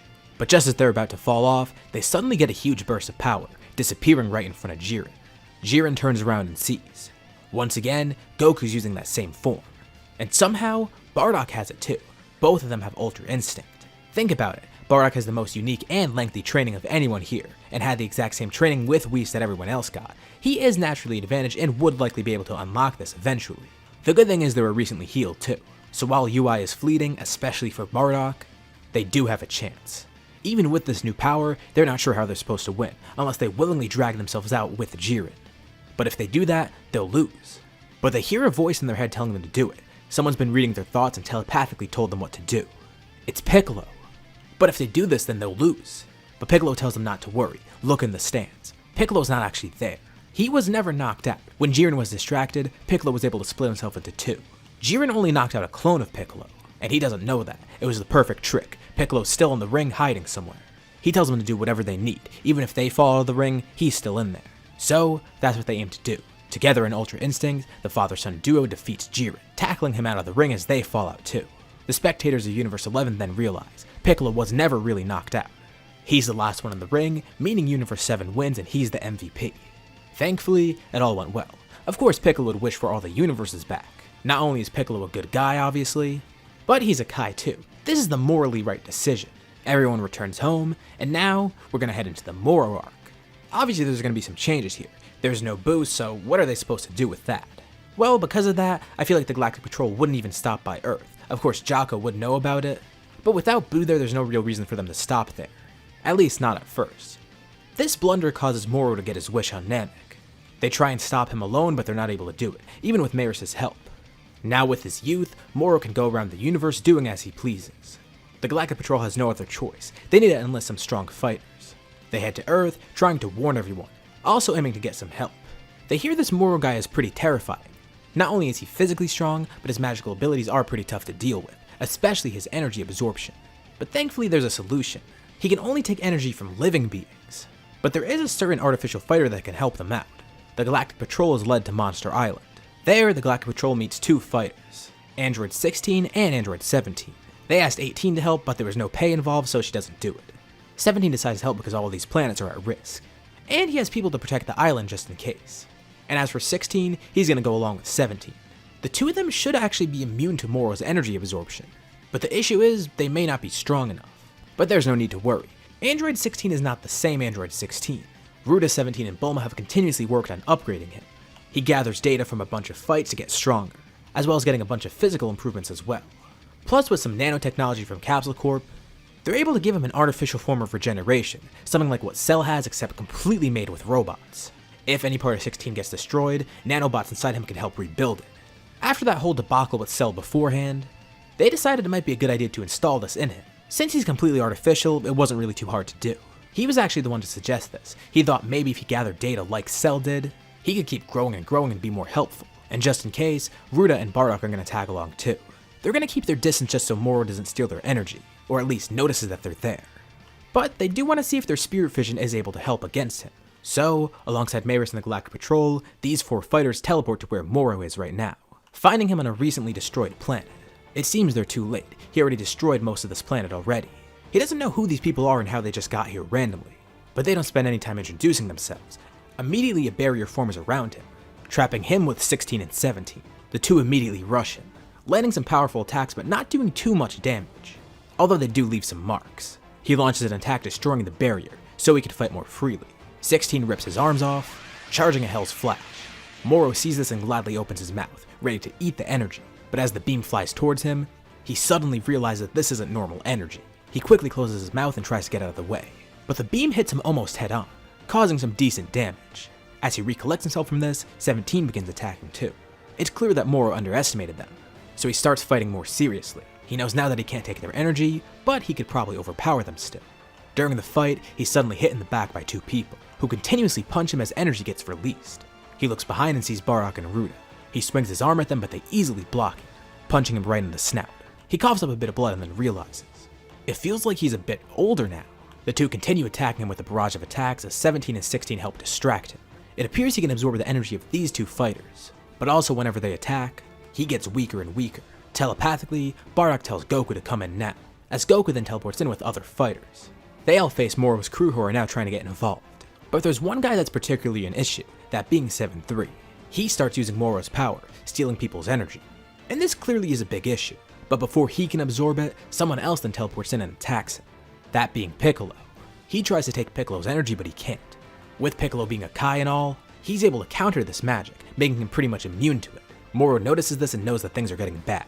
So he makes a beeline for 7-3, ready to eat him. He lunges towards the android, with his mouth open. But just as he's about to grab 7-3, he's scathed by a massive attack, a light grenade from Piccolo that just incinerated 7-3. Moro's trump card has been erased, and the rest of the escaped prisoners are getting caught or defeated. More energy is taken from him as he gets older and older. Moro is rapidly losing energy, as he drops to his knees. As he looks up, he sees Bardock and his 3 kids standing over him. Beerus watches nearby, amazed to see what's happening. Moro is furious, but he has one way out. He charges up a bunch of energy, ready to directly attack the planet, taking out everyone with him, and if he's lucky enough, he may even survive this. But just as he lifts his hand up, a keyblade goes right through it, and he sees Raditz sticking his arm out. Raditz decides that he'll do the honors, and with his other arm, he creates another keyblade, going right through Moro and instantly killing him. Their work here is finally done. Thankfully, with the Dragon Balls, they're able to restore all the damage that he did, and luckily Beerus gets to live here, continuing to stay undercover at the Galactic Patrol. Beerus and Whis were watching the whole time as well. They were interested to hear what's happening, and they're glad to see that everyone made it out okay. Their students have really made some great progress. And now, the group returns home. There is one thing that I do want to mention though. It hasn't really started yet, but eventually, Bardock's rapid aging would begin. If he's not at that point already, he'll definitely be there soon. He can feel it. He tries to get that Ultra Instinct power again, but it's kinda tough. Goku continues his training and is eventually able to unlock it at will, as he goes on the path to mastering it. Raditz and Vegeta try to do the same, but they notice that Bardock's sort of falling behind. He's getting rustier, and he knows exactly what it is. He's finally reaching his limit in terms of age, so why not quit while he's on top? He thanks Beerus and Whis for all that they've done, but says that it may finally be time for him to retire fighting. He did it his whole life, so it would be nice to spend the rest of it relaxing on Earth, at home with Gine and the rest of his family. The good thing is he'll still able to see Goku and Raditz a lot. While he's not training, Instant Transmission will still let him teleport there whenever he needs. And while the two didn't really like each other before, he and Vegeta are on much better terms now. It's crazy how far they all came. And funny enough, it's all thanks to Frieza. Had he not destroyed Namek, Bardock, Gine, and Ruda would have never met Kakarot, and they would have never gone to Earth. It's weird how it all works out like that. But he's pleased. He could tell that generation, as well as the generation after that with his grandkids, they're all gonna be fine. He's lived a good life as a Saiyan. But now, he kinda wants to enjoy Earth life. His kids and everyone around them made him proud. And it's good that he no longer has to be at war all the time. He departs from Beerus' planet, returning home. Gine welcomes him back again, with Chi-Chi surprised to hear that he's finished training. And of course, his pal Ox King is there too. And of course, Ruda's still on Earth. He'll be able to see her whenever, as well as all his grandkids. But for now, it may just be time for him to sit back and relax at home, cracking open a can of Heat Tap with Ox King, enjoying some nice time with Gine and his grandkids. This is so much better than Planet Vegeta. Obviously, Granola still wants to get revenge against the Saiyans, and at some point, he would make his wish to do so. Of course, with no Frieza there, he's not incredibly concerned about all this right now. But at some point, the Heaters would probably put him up to this, and he'd find out that the Saiyans still do exist, at least some of them. He gathers the 2 Dragon Balls on his planet, making the wish. His power increases dramatically, although his lifespan is cut short. The Heaters are doing all this so they can get the Dragon Balls. They show Granola the location of the Saiyans, and without him on the planet, they won't need to worry about getting the Dragon Balls. Although, there's an issue that comes up in their plan. When Granola eventually does leave for Earth, Manito is pretty concerned about him, so he goes along with Granola, also bringing the Dragon Balls along with him, just to make sure they don't get in the wrong hands. Everything about this seems pretty fishy, and he was pretty right to do so, because now the Heaters have to follow everyone to Earth. Of course, they do need to keep a low profile. They don't want Granola or Manito getting suspicious. But at least this will lead them to the Dragon Balls, at least the ones that Manito has. Things on Earth are pretty low-key right now. And forgive me if I'm kind of breezing through this arc, but I am trying to get to GT as quick as possible. But everyone notices an odd presence approaching Earth. They can't really tell what it is. It seems strong, but also unfamiliar, and not like it's malicious either, but also not necessarily good. As Granola gets closer to the planet, Oatmeal assists him in locating the Saiyans. They're not exactly sure what to look for, so they search for different power levels. Obviously all Saiyans have their keys suppressed right now, so Granola has to wait a bit until one of them starts training. And eventually, he catches 2 powers surging. Immediately he pursues these powers. He's not sure if they're even the Saiyans, but judging by how strong they are, it could be. He arrives and finds 2 people training.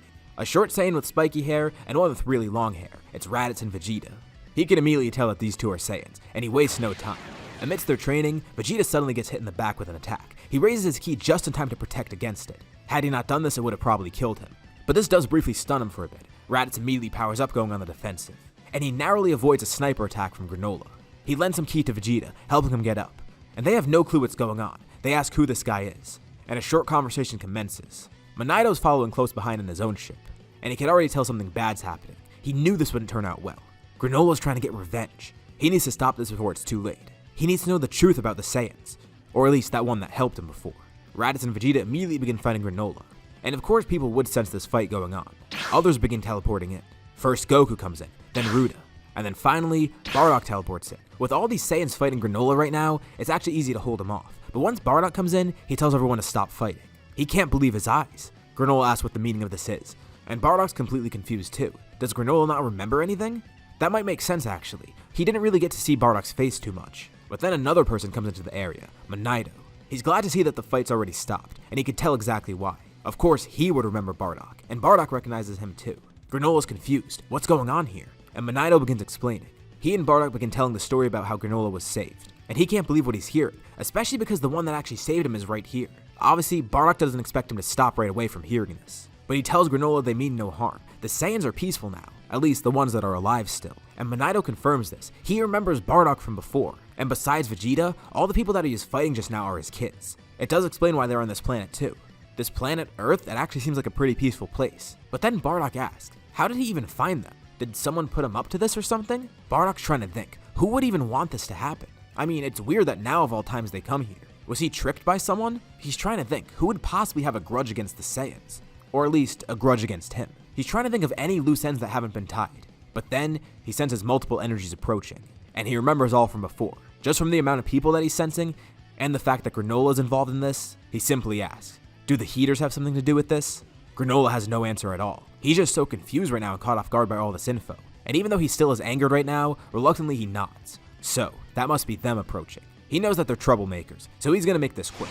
Bardock powers up, immediately going into Ultra Instinct. By now, he's actually been able to tap into this at will. He's not even sure if he'll need this, but he'd rather be safe than sorry. He just wants to enjoy some peacetime. He places 2 fingers on his forehead and briefly departs. On the heater's spaceship, someone suddenly boards it. It's Bardock. And just as quickly as he boards the ship, he starts taking out as many of the heaters as possible. Alec watches on as the rest of his crew is killed. A sneak attack. He wasn't expecting this. How did this Saiyan find them? And he recognizes Bardock's face. That's the one from before. That one Saiyan they came into contact with a while ago. But as I mentioned, Bardock wants to waste no time here. He knows these people could be tricky and he doesn't want them around any longer. Alec can't even process his thoughts because soon enough, Bardock kills him. For all he knows, the heaters could have gotten a lot stronger since then and he didn't want to risk fighting them. Attacking them while they're off guard is pretty easy. And since they were coming to Earth, he knew there was definitely something bad happening. He doesn't know what, but he won't even question it. As long as they're dead, his conscience feels fine for now. He destroys the ship mid-flight and then teleports back to where he was. He powers back down into base and tells everyone else they could stand off guard too.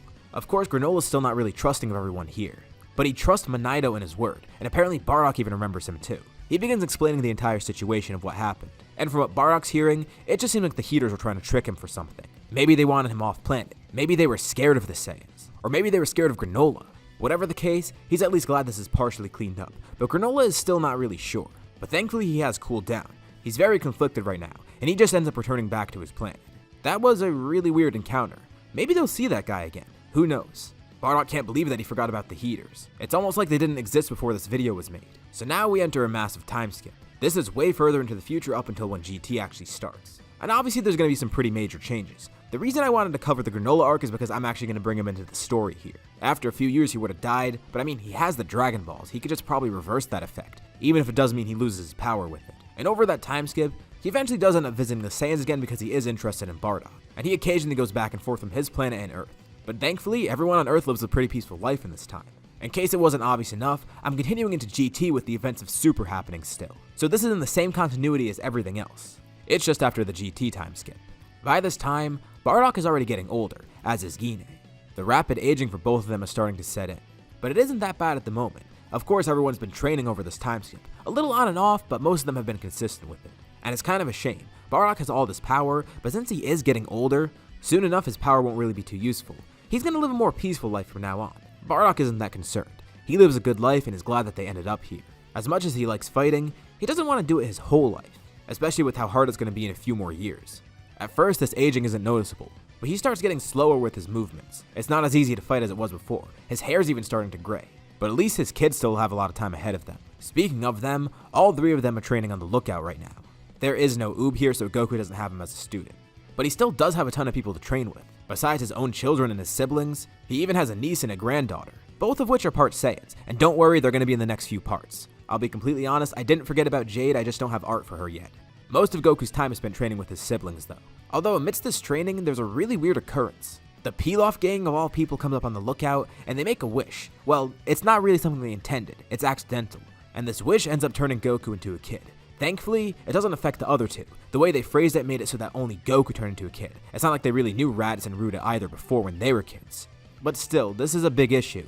Goku is a kid now for some reason. Obviously Ruda and Raditz are freaking out, but Goku doesn't really care. I mean, this isn't really that bad.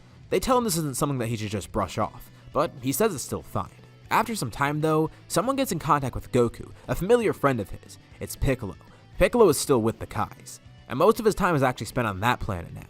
And that's exactly why he's contacting Goku. When he hears about the Black Star Dragon Balls being used, yeah, this is kind of a big issue. Once he heard about this whole wish, he did some research into them because they weren't made with regular Dragon Balls. And it turns out these Dragon Balls need to be brought back to Earth or else this planet's gonna be gone. Yeah, it's a pretty big issue. Piccolo would love to help since he can Kai and teleport everywhere, but from what all the other Kais around him tell him, he shouldn't be that involved in the affairs of mortals. But giving them this info isn't that big of a deal. He can't offer help and say where the Black Star Dragon Balls are, but they need to let the mortals handle some stuff on their own. It's weird since Piccolo is technically a god now. He's become a lot more separated from Earth, but it's not like he doesn't contact his friends every now and then. This is just a very odd path that he went down compared to where everyone else is. Thankfully, they can still get out into space. This is where Bulma comes in. She'll be able to make a ship and help everyone. But Piccolo did warn Goku and everyone, this might be a bit dangerous, so don't just go alone. Goku's actually going to have a crew for his grand tour. So who's going to end up going along with him? I think Goten and Trunks are going to be an obvious pick still. I'm sure he'd check with Raditz and Ruda too, and I'd say Ruda would go along with him.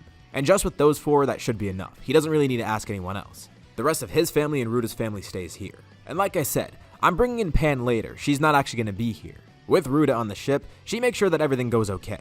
So nothing weird happens with the departure, and this crew actually stays. So Goten actually does join along, not being left behind. This should be an interesting trip. I mean, it's kind of a weird crew, and Goku's also a kid, and they're going to a bunch of unknown planets to get Dragon Balls. But hey, they're not too worried about any danger. This whole group is pretty strong collectively. And now, the hunt for the Black Star Dragon Balls can begin. Although, since we are kind of strapped for time, I'm going to kind of skim over this a bit. We have way more important stuff to cover later on, and also I did spend a lot of time in this part covering the parts of Super. Again, this is my first time doing a GT what if, so I feel that skipping this Dragon Ball hunt might be more ideal. It'll give a lot more time for the more important stuff later on. And obviously one of the first things I'm referring to is Baby. Eventually they do get to Planet M2. Everything goes pretty okay up until then, but this planet is kind of freaking everyone out. They fought a bunch of robots together. Although things are going a bit different. Remember, this is after Super, so everyone in the scenario is incredibly strong. Planet M2 is no issue, at least until Baby appears. The other robots are no big deal, but since Baby's power is dependent on the person he takes control of, yeah, this might actually be a bit of an issue. But he only has one shot at this. Once Baby's actually revealed, he has one shot at trying to infect someone. He saw how quickly the rest of the villains were dismantled. These people are powerful and he needs to be wise about it. And at first, he actually is able to take control of someone pretty strong right now. The person he gets control of is Ruda, who's actually the strongest in the group here. With Goku as a kid, that did make him a bit weaker, and Ruda was always around his level, so now she's the strongest in this group here. But this is also an issue for Baby. She's able to separate herself from Baby. They're just about ready to kill him, but he ends up escaping, being able to covertly get away from everyone. This could be bad. Now with this guy out there, they don't know what he's going to be up to. But still, he seems pretty weak. Ruda explains what happened. If she was strong enough to get free of Baby's control, everyone else should be fine too. The Dragon Balls are still a priority. They need to make sure that Earth is safe. But still, they can't help but feeling concerned about Baby. He ends up going through space, trying to get stronger along the way. He needs to be able to possess someone. In his current state, he couldn't possess Ruda. That might have been a little bit too ambitious. Maybe one of the other two would have worked, but he's still not too sure. As he gets closer to Earth, he gets stronger. And by the time he's there, he needs to be strong enough to possess someone, or else this all won't work. It'll have been for nothing. But maybe he doesn't have to possess a Saiyan. Maybe he could find someone else out in space, steal their body, and take them to Earth. On his journey, he begins looking for planets. He needs to find a planet with strong life forms. Someone that's strong enough to increase his power, but not too strong where Baby can't possess them. And he finds an odd planet along this journey. It doesn't really seem to have too many strong people on it, but there is one really strong power that he can sense. It's not as crazy as the Saiyans he was fighting before, but still, it might be just exactly what he needs. It's a planet called Cereal. But he needs to be careful about this. If this doesn't go correctly, and if he doesn't get out of here fast enough, this could be it for him. He was lucky to get away once, but that's not going to happen again. He needs to possess as many people as possible. Thankfully, it'll be pretty easy to possess the people on planet Cereal. Most of them are weak, except for one.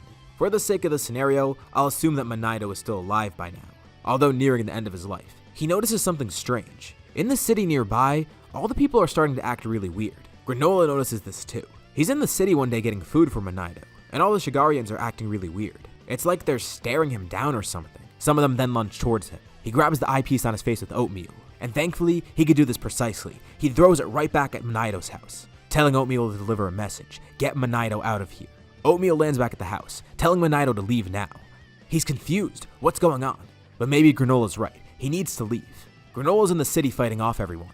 And then an odd feeling overcomes him. As he powers up, it's almost like something enters his body, taking control of him. Granola watches the Monito ship leaves, hoping that he'll be okay. He has no idea of what's going on, but it's not good. And this is the last memory he has before he's taken control of by Baby. His eyes close and they open once more, now looking different. Okay, this body might be pretty interesting. Baby could feel some pretty significant power within Granola. This will be a great vessel to take to Earth and kill the Saiyans with. As Goku's crew continues their journey, Baby continues growing stronger, now with Granola's body as his main body.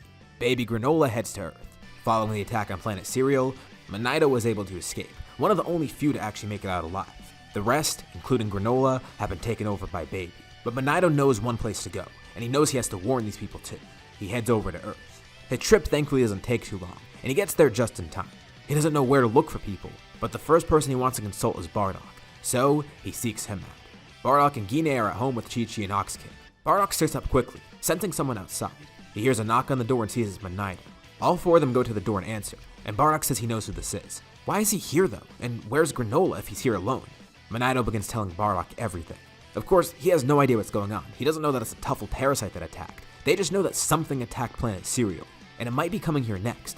Not only is Monito terrified, but he's saddened. As far as he knows, Granola risked his life and let him escape. He doesn't know if Granola's still alive. And Bardock tries sensing any key that he can, but he can't sense Granola anywhere. It could be okay though. Maybe he suppressed it somewhere. He can't sense whatever this monster is either. No one has any idea of what's going on. But maybe they should warn the others. Thankfully, there's still a lot of strong people on Earth. There's Vegeta, Gohan, 17, Raditz, and obviously Bardock too, as well as a few others. Around the same time, not too far away, a ship lands nearby in a city. It's the one with Baby Granola on. He gets out and immediately he begins taking over the entire city, possessing anyone and everyone that he can. And at first it's pretty easy, there's no resistance at all. But two people then show up. It's the Great Saiyaman duo. Great Saiyaman 1 and 2 have arrived. It's been a while since they've done this, but they sensed something going on and they kinda wanted to keep their identity private. And when they get to the city, it's pretty strange. Everyone here is acting really weird, and they all stare down the Saiyaman. And then Gohan sees a familiar face. Granola? Why is he here, and what's going on with all this? It's hard to tell with the mask, but Baby can sense what's going on and vaguely make out what's going on thanks to Granola's memories. That person over there, he's part Saiyan. Gohan keeps trying to ask what's going on, but he gets no answer, and Baby immediately begins attacking. Gohan is very powerful, especially at this point in the story. Had Baby not amassed as much power as he has by now, this fight would be impossible, and he wouldn't be able to possess Gohan, but that's exactly what he's able to do here right now. The fight commences, and thanks to Granola's abilities as well as his great power, and the buff from Baby's own power, Baby is actually able to get ahead in this fight, easily dismantling Gohan and Videl's defenses, and then possessing them too. This is exactly what he needed. Now with a Saiyan on his side, as well as everyone else here, he'll be unstoppable. And just around the time that he possesses Gohan, others begin arriving in the area. Bardock teleports in with some others, and he's terrified. It's already too late. Standing there in front of him, he sees Granola, Gohan, and Videl, with an army of possessed humans behind them, and Baby is elated at what he sees. All the Saiyans came right to him, and there's one that particularly catches his eye, Vegeta. And the best part for him is, no one else has any idea of what's going on. They don't know what happened to Gohan and Videl and how to even fix it. It has something to do with Granola, but they can tell that Granola's not himself either. But Baby declares his presence, telling them all what's going on. Granola lifts up his single finger, aiming it at Raditz, who dodges right away. But he's then hit by another beam in his leg, one that only scrapes him. Granola then lunges over to him, holding Raditz hostage, then spreading the parasite to him as well. Vegeta and Bardock look out confused, and Baby begins speaking directly to Vegeta, right through Raditz actually. This is the revenge of the Tuffles. The Saiyans brought this upon themselves. With all these people possessed, Baby is unstoppable. Now all he needs is these two to join him. And as for those others out in space, he'll find them eventually. They'll be joining him too. Bardock and Vegeta can't believe what's going on, but Vegeta smirks. They eliminated the Tuffles once. It won't be hard to eliminate them again. Bardock agrees. Even with his old age, he's got a few tricks up his sleeve that'll help. He activates Ultra Instinct, with Vegeta going into Super Saiyan Blue. And actually, there might be a way to fix this. It's a parasite, and Bardock knows how he could probably remove it from their bodies. Force Spirit Fission can break up fusions, as well as stealing power from people. Maybe, just maybe, he'll be able to do this to these guys as well. Although, it's going to be tough. With his age, it's getting harder and harder to fight, and Ultra Instinct will help him defensively. This will mean he's able to avoid Baby's attacks, but it's tough for him to attack himself. But with Vegeta there, he's confident. Maybe they can make this work. Out in space, Goku's crew is heading back towards Earth, and they sense something terrible going on. That key, it's the same one they sensed before from that Tuffle. And something even stranger is going on. They sense Gohan's key, Raditz's key, Granola's key. even Vidal's ki. All of them have been mutated somehow. There's some sort of evil presence within them that wasn't in there before. And they're fighting Vegeta and Bardock. What's going on? But pretty quickly, it's easy to tell what's happened. That same parasite that attacked them before. Somehow, it must have gotten control of Granola, Gohan, and Raditz. And maybe many more beyond that. It's the worst case scenario. Baby has found Earth and is beginning to take over. He's on his path to eliminate all the Saiyans. Thankfully, they just got the last Black Star Dragon Ball, and they've been searching around for this parasite trying to see where he went. They stopped on some nearby planets, and a lot of them seemed okay. They even went to some planet called Metamore where they actually picked up a really weird new skill, but besides that, they've gotten no leads. They were hoping to find Baby out here in space, but it seems like they're going to have to head back to Earth right away. And thankfully, it shouldn't be too hard. They have 2 people here that can use instant transmission. Goku and Ruda place one hand down on the floor of the ship. Hopefully this is going to work. They try and teleport the entire ship back to Earth in order to get the Dragon Balls there too. Encasing it with their ki, they might actually be able to pull this off, but they can't sense anyone to teleport to. They can't teleport right in the middle of the battle, especially while they have the Dragon Balls on them. They need to locate another key signature, but it's tough.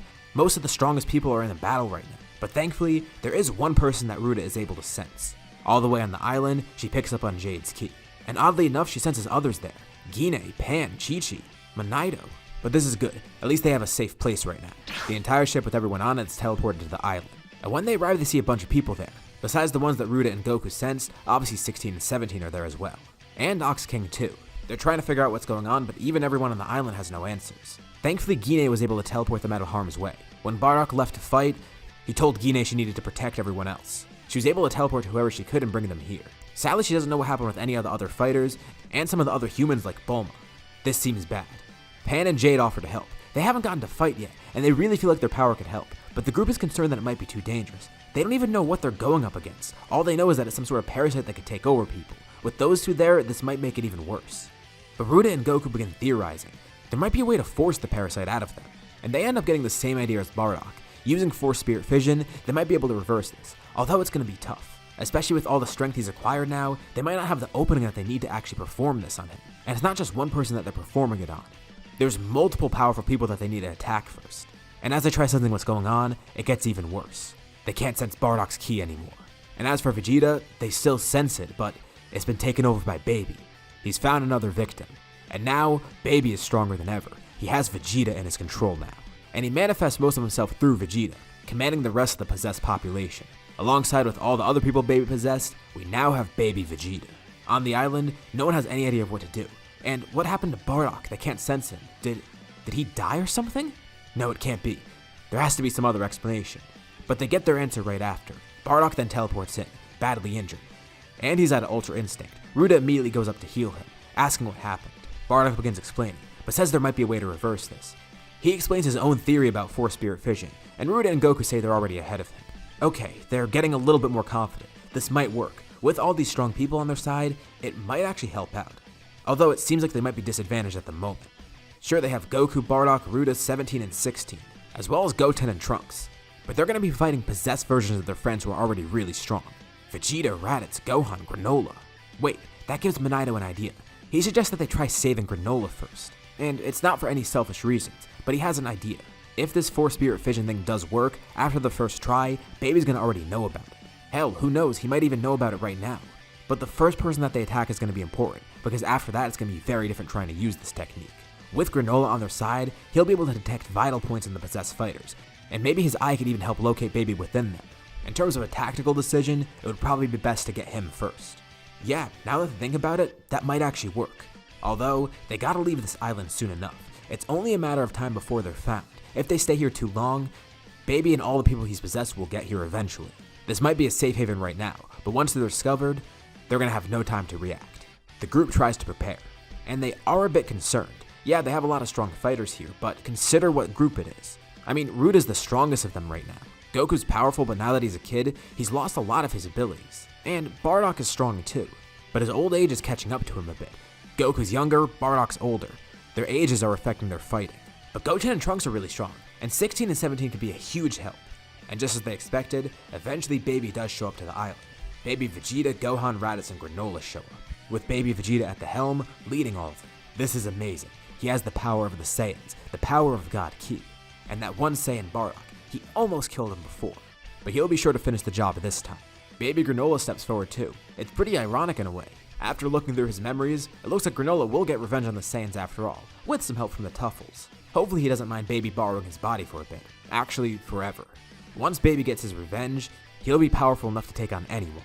The group all looks at each other. They're not gonna fight here. Gine grabs the non-combatants and teleports out of there again, while Goku, Ruda, and Bardock all individually teleport away, going to a different location. Everyone has a plan. Left behind is 16, 17, Goten, and Trunks. Jade and Pan are there too, and hopefully 18 and Krillin will show up soon. Okay, Baby sees what they're doing. Obviously his main target is those stronger Saiyans. So Raditz grabs onto Vegeta and Granola, teleporting them over to the other Saiyans. Raditz comes back. Those two will fight the other Saiyans. Raditz and Gohan will be more than enough for these guys. Just as they wanted, Baby is split up now, and luckily Bardock's going to be fighting Granola, and the crew on this island should be enough. With their combined strength, they might be able to defeat Raditz and Gohan. Goten and 17 look over to Pan and Jade. For now they could stay back, maybe they could help out later. And the two are pretty bummed out by this, but they do listen. Damn, they thought this would be their chance. 16 and 17 step up first. They're going to be the main distraction. The two of them together aren't enough to take on Gohan and Raditz together, especially once the two of them begin powering up. Baby is still trying to get used to these bodies. Maybe he could channel God Ki through them. And it's weird too, he's mainly commanding Vegeta and Granola right now, so these two are kind of agents acting on their own. But they can at least try a little bit to tap into it, and eventually they are able to break into that God Ki. They're not able to go Super Saiyan Blue, but Super Saiyan God should be enough. Combined with the strength of Baby, that'll make this battle very easy, even if they are outmatched. And they wonder why Goten and Trunks aren't fighting. But Goten and Trunks take this opportunity to test something out. Remember before I said they stopped by a planet called Metamore? Well, they picked up something pretty interesting on there. They start performing some really weird dance, and they're able to pull it off flawlessly. Even the other fighters on their side are confused. 17 has no idea what just happened, and Jade and Pan watch on an amazing. Those two just turn into one person. Baby has the same exact reaction too. They fuse into one? Well, he goes into Gohan's memories. Yeah, he remembers that there's a Potara fusion. He's able to see that one time that Gohan fused with Piccolo. But they didn't have earrings. How do they fuse? The man stands there and points over to the two babies. He says Goten and Trunks were already powerful to begin with, but imagine combining their power together, and then greatly multiplying it on top of that. Baby chose the wrong people to pick a fight against. Oh, and he almost forgot. The man formally introduces himself. His name is Gotenks. Gotenks powers up into Super Saiyan, then jumping into the fight. So on one side of the planet, we have God Gohan and Raditz both possessed by Baby, fighting Super Saiyan Gotenks, Android 16 and Android 17. And then on the other side of the planet, we have another battle going on. Just around the same time, Baby Vegeta tries to tap into God Ki, but with Vegeta's body being the main one that he's commanding, something really weird happens. He's not just taking control of his body and going Super Saiyan God. He ends up turning into Super Baby, except with a hint of God Ki. This power should be more than enough, and even though Granola doesn't have access to God Ki, his abilities will be very helpful as well. This is going to be a bit weird for Goku, but he powers up, going into Super Saiyan Blue. As a kid, it's really weird trying to contain this power, but he still has somewhat of a grasp on it. He hasn't really tried this much ever since he got turned back into this state. But he can make it work. Obviously, Ruda is there too, and she goes into Super Saiyan Blue. And Bardock hops back into Ultra Instinct. He has a really good control in it, so it's not like it's going to be draining or anything. It's just that attacking might be a problem, but defense is their main focus right now. Just as the other battle begins commencing on the other side of the planet, this one begins too. We have a fight against Baby on two different fronts. Let's go back to the island for a bit. Now with Gotenks in the fight, the battle's actually getting a lot more even. Gotenks is in Super Saiyan 2 right now. And even though he feels this is still kind of unfair. They're using God Ki. Maybe he should try using that himself. Wait, what? Baby Gohan and Raditz are confused. He could have tried possessing these two before. Are they implying that they also have God Ki? Oh yeah, after all these years, do you think they wouldn't have picked up on it? And especially now as Gotenks, this is the perfect vessel. And hey, with this God Ki, it might be easier to maintain their energy, meaning they can keep the fusion as efficient as possible, making it last as long as they can. A godly Ki encases Gotenks, with a fiery aura swirling up around him. The energy then bursts out, and his hair turns red. And with it being Gotenks and all, he gives a very flashy introduction. This is God Gotenks. Wait, no. This is God Tanks. Yeah, he thinks that sounds awesome. Baby Vegeta's fight rages on. Thankfully, Vegeta's body and Granola's body should be enough. But with them facing Bardock, Goku, and Ruda, it might be a bit tough. They're trying to aim for Granola. If they're able to remove Baby from him, he could really help, just like Manito said. That's their main goal right now, but it's tough. Bardock does have Ultra Instinct, but he is moving slower still. He's not nearly as powerful as he was before. He's past his peak already, and he's already getting older. As for Goku, he's a kid. He's inhibited by his age too. Ruda's at full strength and is stronger than ever, so she's really the only one fighting at maximum capacity. Damn, if only Goku was an adult again. They need to get Dragon Balls. But they continue their fight. At some point, Ruda is able to hit Granola, but she needs to attack him more. She doesn't want to try Spirit Fission right now because it might not work. She needs a better control on Granola. Back over on the island, the fight between Gotenks 17 and 16 continues with Raditz and Gohan. With Gotenks appearing and using Super Saiyan God, this actually helps make it pretty quick. Combine that with help from 17 and 16, and they're actually pulling ahead. Baby can't access the full power of Gohan and Raditz. And even if he could, who knows if he can counter Gotenks? This is awesome. They're so glad that they stopped by Planet Vegeta. With Godly Ki now combined with the power of Gotenks, this is amazing. The fusion feels so powerful. He's far beyond anyone else. Gohan and Raditz do put up a good fight, but they can't do much against him. Of course, Gotenks is still trying to get used to this body, trying to come up with different techniques or whatever, but it's not like Gotenks as a kid where he was trying to be rash about everything. Of course, he is showing off a bit, but it's the combination of an adult Goten and an adult Trunks. Not only are they much better fighters and much more powerful, but they've matured a lot more since then, and this is the first time they are fighting as Gotenks too. And eventually, they are able to win the fight, quickly dispatching those two. They have them unconscious and restrained, but then Monaido brings up a question. He doesn't know why he didn't even ask this before, but why is Goku a kid again? He was an adult last time that he saw him. It never even crossed his mind, but what happened? They try explaining to him. They don't know too many of the details themselves, and it's a stupid story anyways. Peel-off gang trying to be evil again, yada yada. Oh, and they accidentally turned him into a kid? Yeah, that's how it happened. But don't they have Dragon Balls? Well, they were kind of busy with the hunt for the Black Star Dragon Balls. Oh, Monaido has a perfect idea.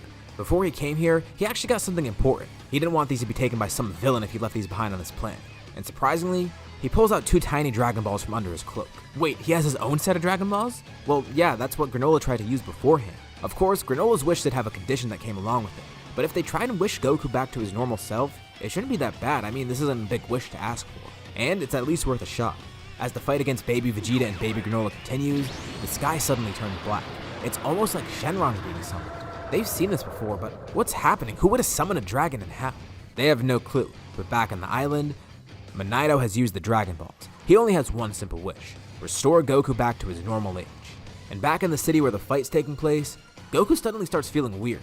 He begins glowing, and then he grows taller. What the hell's going on? Ruda looks unexcited. Someone must have had another pair of Dragon Balls, and then it hits Bardock. It must have been Monaido. Goku has a blank face at first, but then he looks down at his hands and his arms and he sees he's taller again. Wait, he got turned back into an adult. This is perfect. It's exactly what they need.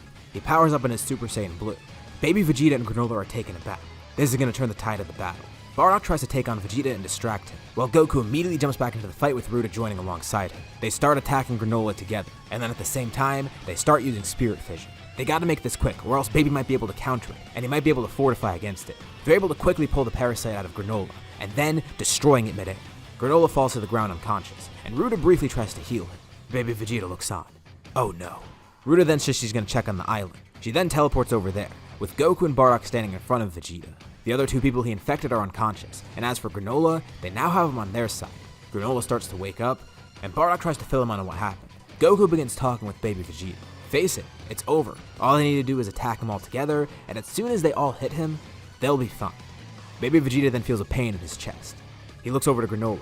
He has 2 fingers out, and he just launched a blast right at a vital point. He's completely stunned. He can't move, and Goku walks closer to him. He's about to hit Baby Vegeta to try to use Spirit Fission, but Baby throws on 2 massive blasts to knock everyone back, as well as fling himself backwards. Ruda then comes back. She separated the parasite out of Raditz and Gohan. Everyone there on the island is fine. They just need to deal with this one last person. Baby Vegeta's anger is getting towards him. He needs more power. If he's gonna make this successful, he needs something beyond this. But that's it. Vegeta has more power within him. That godly ki. He needs to get access to that, just like he was thinking before. I mean, Raditz and Gohan were able to do it. But this is gonna be a bit different. He's already Super Baby, but he can go beyond that. He powers up, transforming once more and mutating again. He brings out a brand new power, Godly Ki. The Saiyans and Granola watch on. They're not too fazed by this. They kind of expected it at some point, but still, they outnumber him and possibly even overpower him. But something's different. Of course, Vegeta's mutating. With Baby inside of him, it's not just like he's going Super Saiyan Blue or whatever.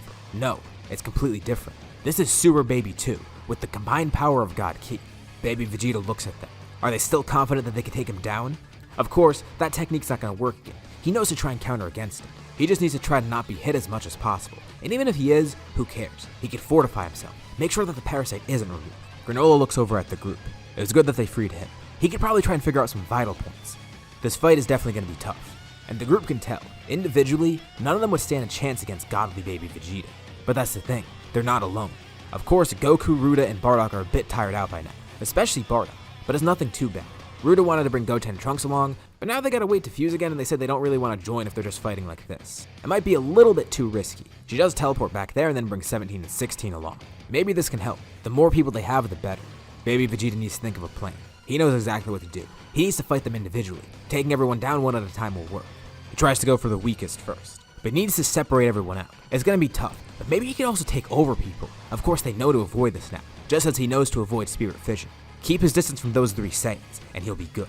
But knowing Granola after using his body, he'll be an issue. So he goes for Granola first. He's one of the weaker ones, and his ability is something that definitely needs to be countered right away. As soon as he launches towards Granola, the 2 androids step in front of him, each of them throwing up powerful barriers. Baby breaks through them, but they do slow him down a bit, and then from each of his sides, he sees Bardock and Goku begin attacking. Quickly, he places a hand out, launching a blast that propels him up into the air, and he meets Ruda up there. She swings at him, and he's barely able to dodge, then hitting her with the kick to the side. Bardock and Goku launch up, and they start trying to attack him. Wait a second, Goku realizes something. He's back in his adult body. He has his full power back. Super Saiyan Blue's not his limit anymore. Baby tries to counter with an attack, but Goku suddenly dodges. It looks like he completely vanishes. A powerful aura explodes out of him. He transforms, going into Ultra Instinct. No, he has it too. The Ultra Instinct father and son duo begins fighting. Goku's glad to have his adult body back. Sure, he was fine with his kid body before, but for a fight like this, he wants to be at his full power. It's a good thing Manito was here. Whenever Baby tries attacking them, he can't. With his own speed, he's barely able to dodge their attacks. And instead of defending, he counters with offense. Whenever they're about to attack him, he launches a counterattack. He tries to keep his distance, using mostly ki blasts and all. At one point, Goku almost hits him with a kick, but Baby's able to put both hands out in front of him, launching a massive blast. Goku flips over at midair, and as he finishes his flip, he places his hands in front of him, throwing blasts down at Baby. This sends Baby crashing into the earth, and just as he's about to hit the ground, Ruda then lands a powerful kick on him. They just need to attack him a few more times, and then he does something weird. He begins retreating. Or no, he's trying to get as much distance as possible. They're not sure what he's trying to do. They of course keep chasing him, but he flies back and upwards. And up in the sky, he places 2 hands up. He needs to summon all of his power at once, and he begins charging his ultimate attack, a revenge death bomb. With all the power he's gathered so far, this should be enough. Of course this will be able to blow up Earth pretty easily, but this attack might be strong enough to kill everyone too. Even Goku and Bardock can't counter it. But as he starts charging it, it continues losing energy. What? What's happening? Why is the energy leaking out of it? Ruda's using spirit fission. She's not able to remove the parasite yet, but she's hit him enough to actually try and steal some energy by now. And it's enough to completely counter the charging from this attack. And Baby then feels a powerful pain in his side. One of his vital points has been hit. He grabs it. Granola's on a nearby rooftop. He snipes Baby again, and again, and again. Baby's continuously hit by these attacks. He feels 2 presences behind him as Goku and Bardock teleport there, each hitting him with a punch at the same time. Granola's attacks continue overwhelming him, and whenever he tries launching an attack at Granola, 17 and 16 are there to defend. Baby gets hit more and more. He's worn out. Granola then charges one final shot. This will finish it.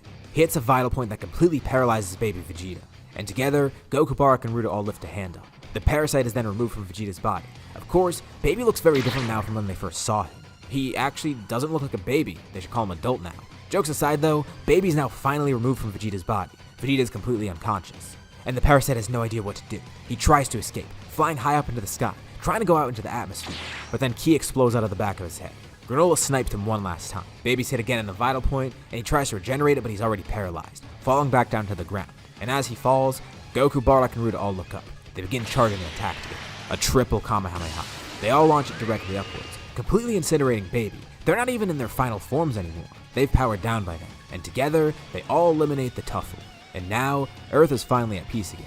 Vegeta wakes up, getting filled on everything that happened. He can't believe a Tuffle did all that. He didn't realize he got that strong after absorbing everyone, and he's mostly surprised that Goku's an adult again. Well, that's all solved, as well as the Black Star Dragon Ball stuff. The best part is, they don't need to worry about Earth exploding this time.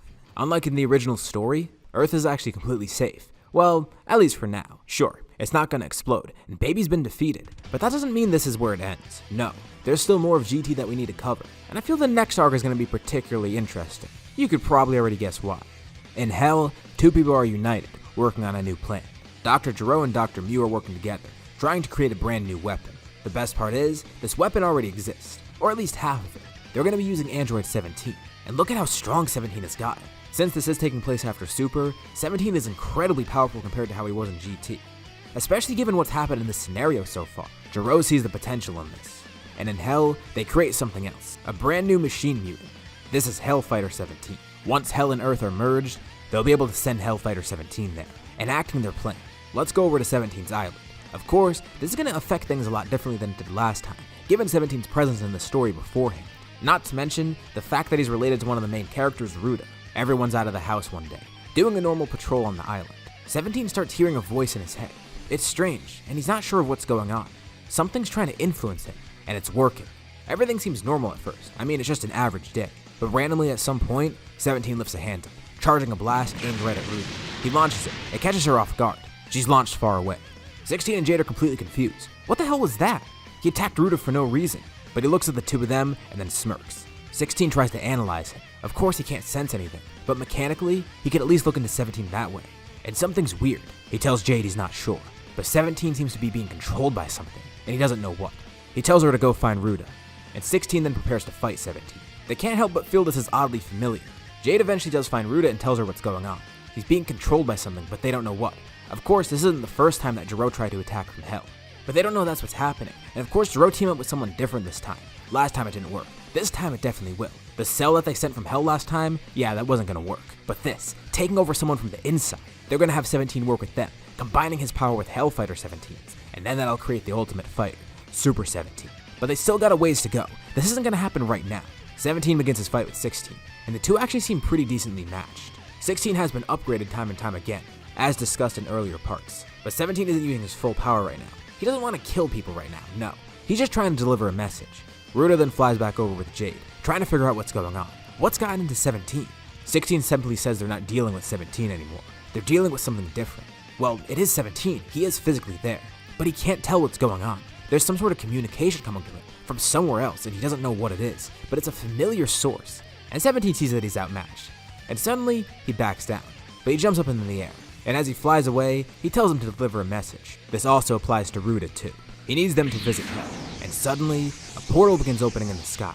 There's a giant black hole, a rift that actually leads right to Hell. And from that portal, familiar villains from Hell begin emerging. Those who have died, those that have been killed by the Saiyans and everyone else on Earth. Jiro and Dr. Mew watch on from Hell. Their plan is finally coming to fruition. This is going to work. And with 17's power on their side, combined with that of Hellfighter 17, they'll create the ultimate warrior. Even better than Cell, even better than the androids beforehand. This might even be better than Baby. Now, we begin entering the Super 17 arc. From that portal created to Hell, villains begin coming to the living world. People who have died before and gone to Hell are now back on Earth, causing a ton of chaos together. Thankfully, they're able to be countered pretty quickly, but still, from the Sacred World of Kais, Piccolo and all the Kais there watch on. This is getting bad. This is weird too. I mean, a portal to Hell opening and bringing everyone back? Oh yeah, they're likely gonna need to intervene at some point. Especially to fix whatever disaster this is. Piccolo might actually have to go back to Earth. They continue watching on as Piccolo begins contemplating a plan. They're not the only ones watching on. Beerus and Whis of course see this as well. Great. More antics with Hell. Just what they needed. Well, those mortals can handle it themselves and they should be fine with it. But still, what the hell is happening? Especially with Android 17. Ruda, Jade, and 16 are just as confused as everyone else. And with no better thing to do, they teleport to Goku trying to figure out what to do next. Getting Goku's help was actually good. Maybe they can all go to Hell together, or at least just Ruda and Goku. They think 16 and Jade should stay back, because going to Hell should be pretty dangerous. I mean, they're going to Hell. It's right in the name. So they should leave some people back here, which is good too. Jade and 16 go off, going to help fight any other villains that came to Earth. In one city, there's a pretty surprising opponent. Hit is back from Hell. Granted, he's not a pure evil person, but he definitely would be sent there, although it's just a question of which universe he would go to. Since he died in Universe 7, let's say he got sent to the Universe 7 Hell. Also because it makes things more interesting as he faces off against Gohan once again, as well as Pan, Jade, Goten, and Trunks. Far away, there's another battle going on. Raditz and Vegeta fight Nappa and the Ginyu Force. Nappa is elated to see both of them again, until he immediately gets wiped out by one single attack from Raditz. Well, Vegeta takes on the Ginyu Force, and it's really nothing at all. More villains continue coming from Hell, and with how strong everyone is now, it's actually not that big of a deal. Hit would probably be the biggest threat, but even he wouldn't be too hard to take on now. Although, this isn't everyone. In Hell, Goku and Ruda meet two strong people there. Two people from their past that they remember very well. They see Moro and Frieza, a really odd and surprising team-up. They're both delighted to see these Saiyans again, and as for Frieza, he's surprised to see Ruda. Oh, this is something new. After everything she's heard about Frieza and all the stories, she wants to actually take him on. It's her turn to make him pay. While Goku goes to fight Moro Moro is delighted to see Goku once again, and they fight, but Goku is far stronger than before, and effortlessly, he transforms into Ultra Instinct, and not Omen, he transforms into actual Ultra Instinct. Now that he's back in his normal body, he's finally adjusted and has full control again, making use of all his power and training from beforehand. At first, he didn't really care about being a kid, but now, he's glad that he's back. This makes for a really fun fight against Moro, although he's so far above the magician that it's not really too interesting for him. He wipes out Moro pretty effortlessly, and the same goes for Ruda and Frieza. She's surprised, she expected Frieza to be a lot stronger, but whatever, hey, that's all solved now. Although there's an issue. It seems the two of them are trapped in hell. Oh great, so now they have to deal with that. Back in the living world, all the past enemies have been defeated pretty easily, and Piccolo was even given permission to intervene by the Kais. Which is perfect timing because he's able to free Goku and Ruda from hell, going down there and helping them escape. Side note, I would love to have more villain cameos, especially Zamasu, but he got Hakkai'd, so he's not even going to be in hell regardless. But at least I got to show Hit and Moro again, so it's not just Z and GT villains. But in the living world, there still is one opponent to fight. Well, two of them, but they turn into one. Both the 17s appear, Hellfighter 17 and Regular 17.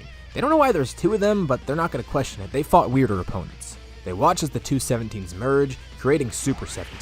18 is one of the people they're watching on. And around that same time, Ruda and Goku come back. They all watch on astounded, specifically 18, Ruda, and Jade. What the hell's happening to 17? This doesn't even look like him anymore. Vegeta and Raditz don't care. They lead the charge, immediately going to attack Super 17, who holds them off actually pretty easily. Raditz would actually try and defuse them right now. He's able to hit Super 17 at some point, but then he realizes this isn't going to work. He knows he could use Force Spirit Fission to defuse people, but not androids like this. They're both mechanical, or at least Hellfighter 17 is. And 17 is partly mechanical himself. The two of them aren't connected in a way that a normal fusion is. This is a machine essentially that he's fighting. He can't defuse that with Force Spirit Fission. Super 17 is just as amazed. His power is insane. The power of two 17s fused together. No one's going to be able to defeat this power. Nobody can beat me when I'm Super 17. Prepare to die! Plus, he can absorb other people's powers as well. They come to find that out pretty quickly. This isn't the first time they fought someone that could absorb energy, and to be fair, they know how to do it themselves, but still, this means that they can't use any key attacks whatsoever. They need to now rely purely on physical attacks. But Super 17 expected this. He knew that they'd probably start to avoid this once they saw the trick. But who cares, this is fine. This means he could draw them in closer, landing more severe attacks on them. Plus, it makes it nicer for him. He is outnumbered right now, and with so many people coming at him at once, it makes it kind of hard for him to fight altogether. There's only so many people that could be attacking at the same exact time. So this gives him another advantage. Android 16 is standing there, trying to analyze 17 and try and find some sort of weakness. He's been upgraded yet again, and this time, it's a pretty important upgrade. It was inspired by Granola. Granola provided some input for Bulma last time he was on Earth, including some DNA too, which she was able to study. The group found it pretty interesting, specifically 16, and asked if he could try and use his power somehow. Granola doesn't know if it's going to work, but hey, maybe she can make some sort of mechanical replicant. Maybe she could fabricate some sort of eye that's similar to the Cerealians. And she's able to do something. It's not as great as Granola, but she's able to upgrade his eyesight. Before he was able to scan people, but now it's even more in depth, being able to even locate vital points pretty easily, and if given time and focus, he could find this. It's not as quick or precise as Granola's, but it's there, and it's a very valuable upgrade that might help him here, especially since they're fighting a mechanical person and not a real person. But still, even with a collective effort, it's going to be tough. Super 17 is very powerful, more powerful than anyone even expected, even 17 himself. And it's not like he's being controlled by Gero or Mew either. They're both dead by now, easily killed by the others, and 17 didn't really want to be controlled by them in the first place, not like he was going to. But he wasn't going to let them live regardless. Piccolo, Goku, and Ruda retreat for a bit, as the others fight Super 17. They go to meet up with Bardock, wondering if he could fight too. But something weird happens. He turns it down, but he's angered. He's angered at himself, his own weakness. He does want to help. He really does want to join the fight, but he can tell he's just going to get in the way. With how old he's getting now, he feels like it's only just going to slow him down. He felt this in the last fight versus Baby, and now it's still catching up to him. But he realizes there is a way that he could help. He puts both of his hands on Goku and Ruda's backs, lending them a bunch of his power. Despite him not being at his prime strength, he still has a bunch of power in reserve, and he tells them he doesn't want him to sit here and do nothing. This at least means his power can be put to use. And he tells them to go, waste no more time and defeat whatever monster this is. Damn, he knew his daughter should have never married an android. They arrive back at the fight and see the hybrids all fighting together, including Pan and Jade too. And this is one of the first times that Jade's actually showing off Super Saiyan. Considering her age and who she's been training with, she definitely would have it by now, and probably even has enough control over it to go beyond it and even go Super Saiyan 2. especially with this whole event making her even angrier than before, given who she's fighting. But still, they're not sure what they're supposed to do. Even with all this great power they have, 17 can absorb it in certain ways. And it's not like they could just flat out kill him right here. With how close the group is to 17 here, and I mean the fact that his sister and his wife and his daughter are right there, killing him isn't an option. It still is partially 17. They need to save him somehow and restrain him, which only makes the situation more difficult and more complicated than it was before, if it wasn't already complicated. They're still relying on 16 to come up with a plan, but they need to buy some more time for him, as he continues to analyze 17 and tries to figure out a weakness and some sort of cure for this, if anything. And that's the thing. He thinks there might be a way to reverse this. I mean, this is all mechanical. Maybe he could fix this. Not to mention, if there's any magic involved, they have Piccolo there. Any sort of weird magic from Hell linked to him will be erased for good. Piccolo's already finished closing up the portal to Hell, so all that's fixed. With how powerful his magical abilities are right now, it was actually pretty simple, and he could help out here too. But then, 16 has an idea. Super 17 is just two androids merged together, and if androids merging can influence how 17 operates, maybe he could figure out a way to do that himself, if he merges into 17 somehow. I mean, think about it. He's not a simple robot anymore like the original Android 16. He has regenerative abilities, and his body is made of a bunch of nanomachines. This might actually work. It would be weird and probably uncomfortable, maybe even painful for 17, but maybe he can merge into Super 17, expelling all of the evil influence or taking it within himself. And here's his plan. He's gonna merge into Super 17, absorbing the Hellfighter part of him, then overcoming it. It seems dangerous, but it also seems like their only option besides actually killing 17. And they don't really want to resort to that, so it looks like this is the best way. First, they need a distraction. They need to coax 17 into absorbing energy. Goku and Ruda have the perfect idea, as well as Raditz joining in, with all three of them powering up into Super Saiyan Blue. Vegeta's gonna help assist 16 as well as everyone else. Again, they can't have a ton of people attacking him at once. The three all power up and try and charge the biggest beam that they can. They really hope this plan works because otherwise they're gonna be giving 17 a bunch of energy. Super 17 begins laughing. What are they doing, another key attack? Don't they know he could just absorb it? I mean, they just saw that beforehand. But Ruda says he can only absorb so much. He can't absorb an attack like this. Of course, that's not the truth. They're just doing this to distract him, but they needed some sort of reason so he didn't get suspicious. 17 begins laughing, and he accepts their challenge. He leaves himself wide open, and they launch the beam right at him. He begins absorbing it, and this means he can't attack anyone at all right now. As he continues absorbing their energy, 16 then uses this opportunity to attack, wrapping himself around 17. Super 17 has no idea what's happening. He's being squeezed. And then, Android 16 disappears as all of his nanomachines enter 17. Super 17 falls to the ground. He doesn't know what's happening, and at the same time, Piccolo holds him there with magic, paralyzing him and trying to expel any sort of influence. This combination of a mechanical and a magical attack actually might work. Surprisingly, Super 17 begins morphing again, and suddenly, he separates.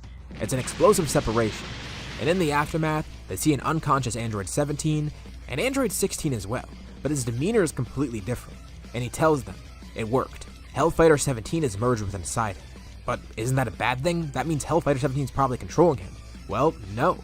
16's plan worked. They're able to expel any sort of evil influence from Hell.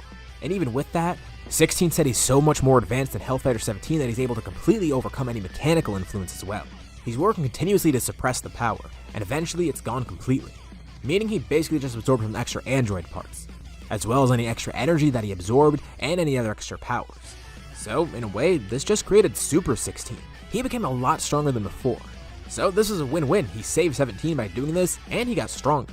They just hope that this won't have any side effects down the line, but for right now, it seems fine. And funny enough, this makes Super 16 the strongest fighter of the group, an ever-growing regenerative warrior with abilities and data from everyone around him, as well as a bunch of power that he just absorbed. This is going to be a pretty interesting thing to see in the future, especially with him fighting more and more.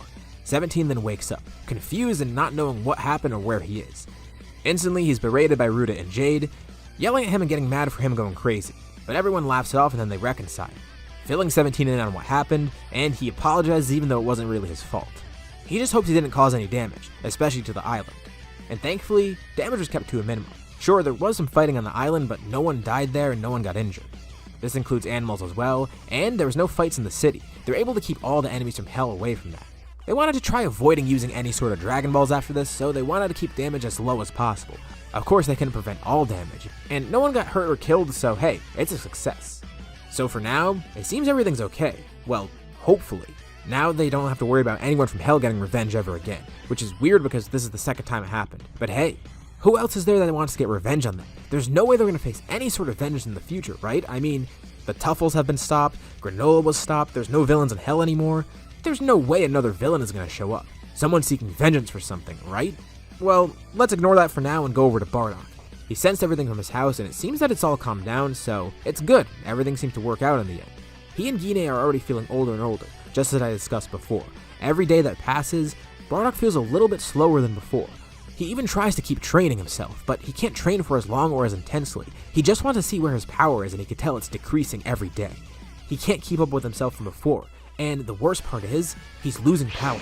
He even tries to go on the Ultra Instinct Omen, but it's completely gone. He used it in the last arc, but was barely able to tap into its full power. So that means right now, Super Saiyan Blue is his peak, and even that is fleeting. It's getting harder for him to maintain that form. So not only is his power decreasing in general, but he's losing access to forms and techniques that he had before. I mean, he's not too worried, like, he knew this was going to happen eventually. He was getting pretty old, and Saiyans age rapidly around this time. But still, he feels weak. He doesn't want to feel this way. He wants to be involved. And it also kind of saddens him a bit. Does this mean the end is drawing near for him, and Gine as well? They've lived good lives and they come to terms with the fact that they might die of old age soon. But still, it leaves Bardock thinking, what's next for him and everyone else on Earth? Well, this series isn't over yet. The Pilaf gang is still around. Alright, well, if they turn Goku into a kid, maybe they should turn themselves into kids. Yeah, that would work. Or not kids, just young again. Then they'll be much more effective as villains. Using the Dragon Balls one more time won't hurt, right? They're able to gather the Dragon Balls and wish for youth. It's the perfect plan to counteract Goku and defeat him. The worst part is, they find out Goku's not even a kid anymore. He's actually an adult again. So everything they've done is pretty much pointless. Although it is going to have consequences, their use of the Dragon Balls, as well as everyone else's, is going to affect the story. The Dragon Balls here are weird, and they are cracked. And when they summon the dragon, something weird happens. The group notices the sky turn black, but it's already too late. They fly over and they see. Black smoke Shenron appears. The over-reliance on the Dragon Balls is going to bite everyone. And now we begin the Shadow Dragon Saga. Negative energy surrounds the Earth, and the Shadow Dragons appear, created by Smoke Shenron who gathers power. And I'm going to be making a change here to make them stronger. These Shadow Dragons aren't just affected by Earth Dragon Balls in this scenario. They're going to be affected by Namek Dragon Balls, Cereal's Dragon Balls, and even the Super Dragon Balls. There's not going to be a dragon for every single wish made in the story, and we are still going to go with 7, but this is going to buff them significantly. Well, at least a few of them. Depending on the size and the scope of each wish, some of them are stronger than before, some much stronger, especially one created by the Super Dragon Balls, although he hasn't appeared yet. There's a few on Earth right now, and even one on Planet Cereal attacking Granola for his wish a while back. Luckily, he's able to defend against this dragon, defeating him pretty easily. Okay, that wasn't such a big issue, but what the hell's going on here? This dragon, it just randomly appeared out of nowhere. He tries honing in his senses, and he can sense all the way on Earth there's fights happening again. And then randomly, someone teleports in. It's Bardock. What the hell? Why is he here? Bardock is getting more and more tired out, weaker by the day. And even though he can't fight these dragons, he still wants to help. He can at least warn Granola and the others, but it seems that Granola is already okay, which is good. Just from using instant transmission, he feels a bit tired out. At least for going this long distance, but he says he'll be okay. Granola's actually pretty concerned to see this. Damn, Bardock really is feeling older and older by the day. And since Granola's fine, he's gonna return to Earth. But Granola says he wants to help. He tells Bardock to bring him to Earth with him. Well, alright, but just make sure he knows what he's getting into. Remember before how I said Bardock's limit was Super Saiyan Blue? Well, now it's Super Saiyan God. His aging gets more exponentially rapid by each day. Granola notes this too, surprised at how much he's been weakened. And it's kinda odd too. Had Granola not reversed the wish that he made before, well, he would have been in the same scenario. Actually, he would have died a while ago. He wouldn't have even made it this far. And he feels kind of bad. He can tell Bardock wants to keep helping, but he can only do so much. Thankfully back on Earth, most of the dragons are weak in comparison, besides the 3 created from the Super Dragon Ball's wishes. Even with the collective power of all of Namek's Dragon Balls and of Earth's Dragon Balls, some of the dragons are still too weak. There were 3 wishes from the Super Dragon Balls that generated these dragons. One from Beerus during the Universe 6 tournament, the one that restored Earth in Universe 6. Then, there is the one created by Zamasu's wish. Or both of the Zamasu wishes. Both of them collectively work together, even across timelines. These sets of wishes created very powerful dragons, Nova and Ice. But then there is one more dragon, one created from the wish during the Tournament of Power, the one made that restored all of the universes after Zeno erased them. And this is the most powerful dragon by far. I mean, just consider the scope of the wish and the Dragon Balls used. Although, this dragon hasn't been found yet. No one knows where it is or when it's gonna appear. But this dragon is Sin Shenron, and he has a plan. he's not going for Earth right away for repentance. He's going for a much bigger target, the Supreme Kais. But meanwhile, back on Earth, the other twin dragons are there. They are definitely the fiercest of the dragons so far, and the group even underestimates them at first. But compared to the other dragons, it's not even a contest. These guys are actually so strong in comparison to the other dragons that it makes those guys look like a joke in comparison.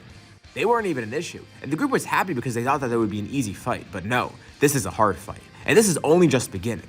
And remember, these guys aren't connected to any of Earth's Dragon Balls, so Nova's not going to be the same dragon as he was before. Nor is Ice. The twins are purely bad, and they're hell-bent on bringing destruction on Earth. The group tries to hold them off, and this is definitely the fiercest fight yet. The fact that they're fighting two dragons at once doesn't help. These two have perfect synergy when fighting, and their power helps a lot too. They also gotta do something about that negative energy surrounding Earth. Goku, Ruda, and Raditz are thinking, maybe they could try something with spirit vision, but no, that's not gonna work.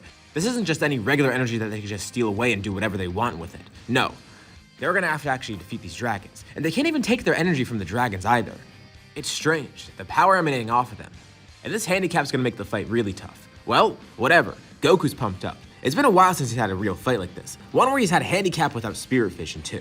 It's not like he immediately resorts to that anyways, it's just that this is gonna make things a bit more fun, because they're gonna have to work on a different strategy.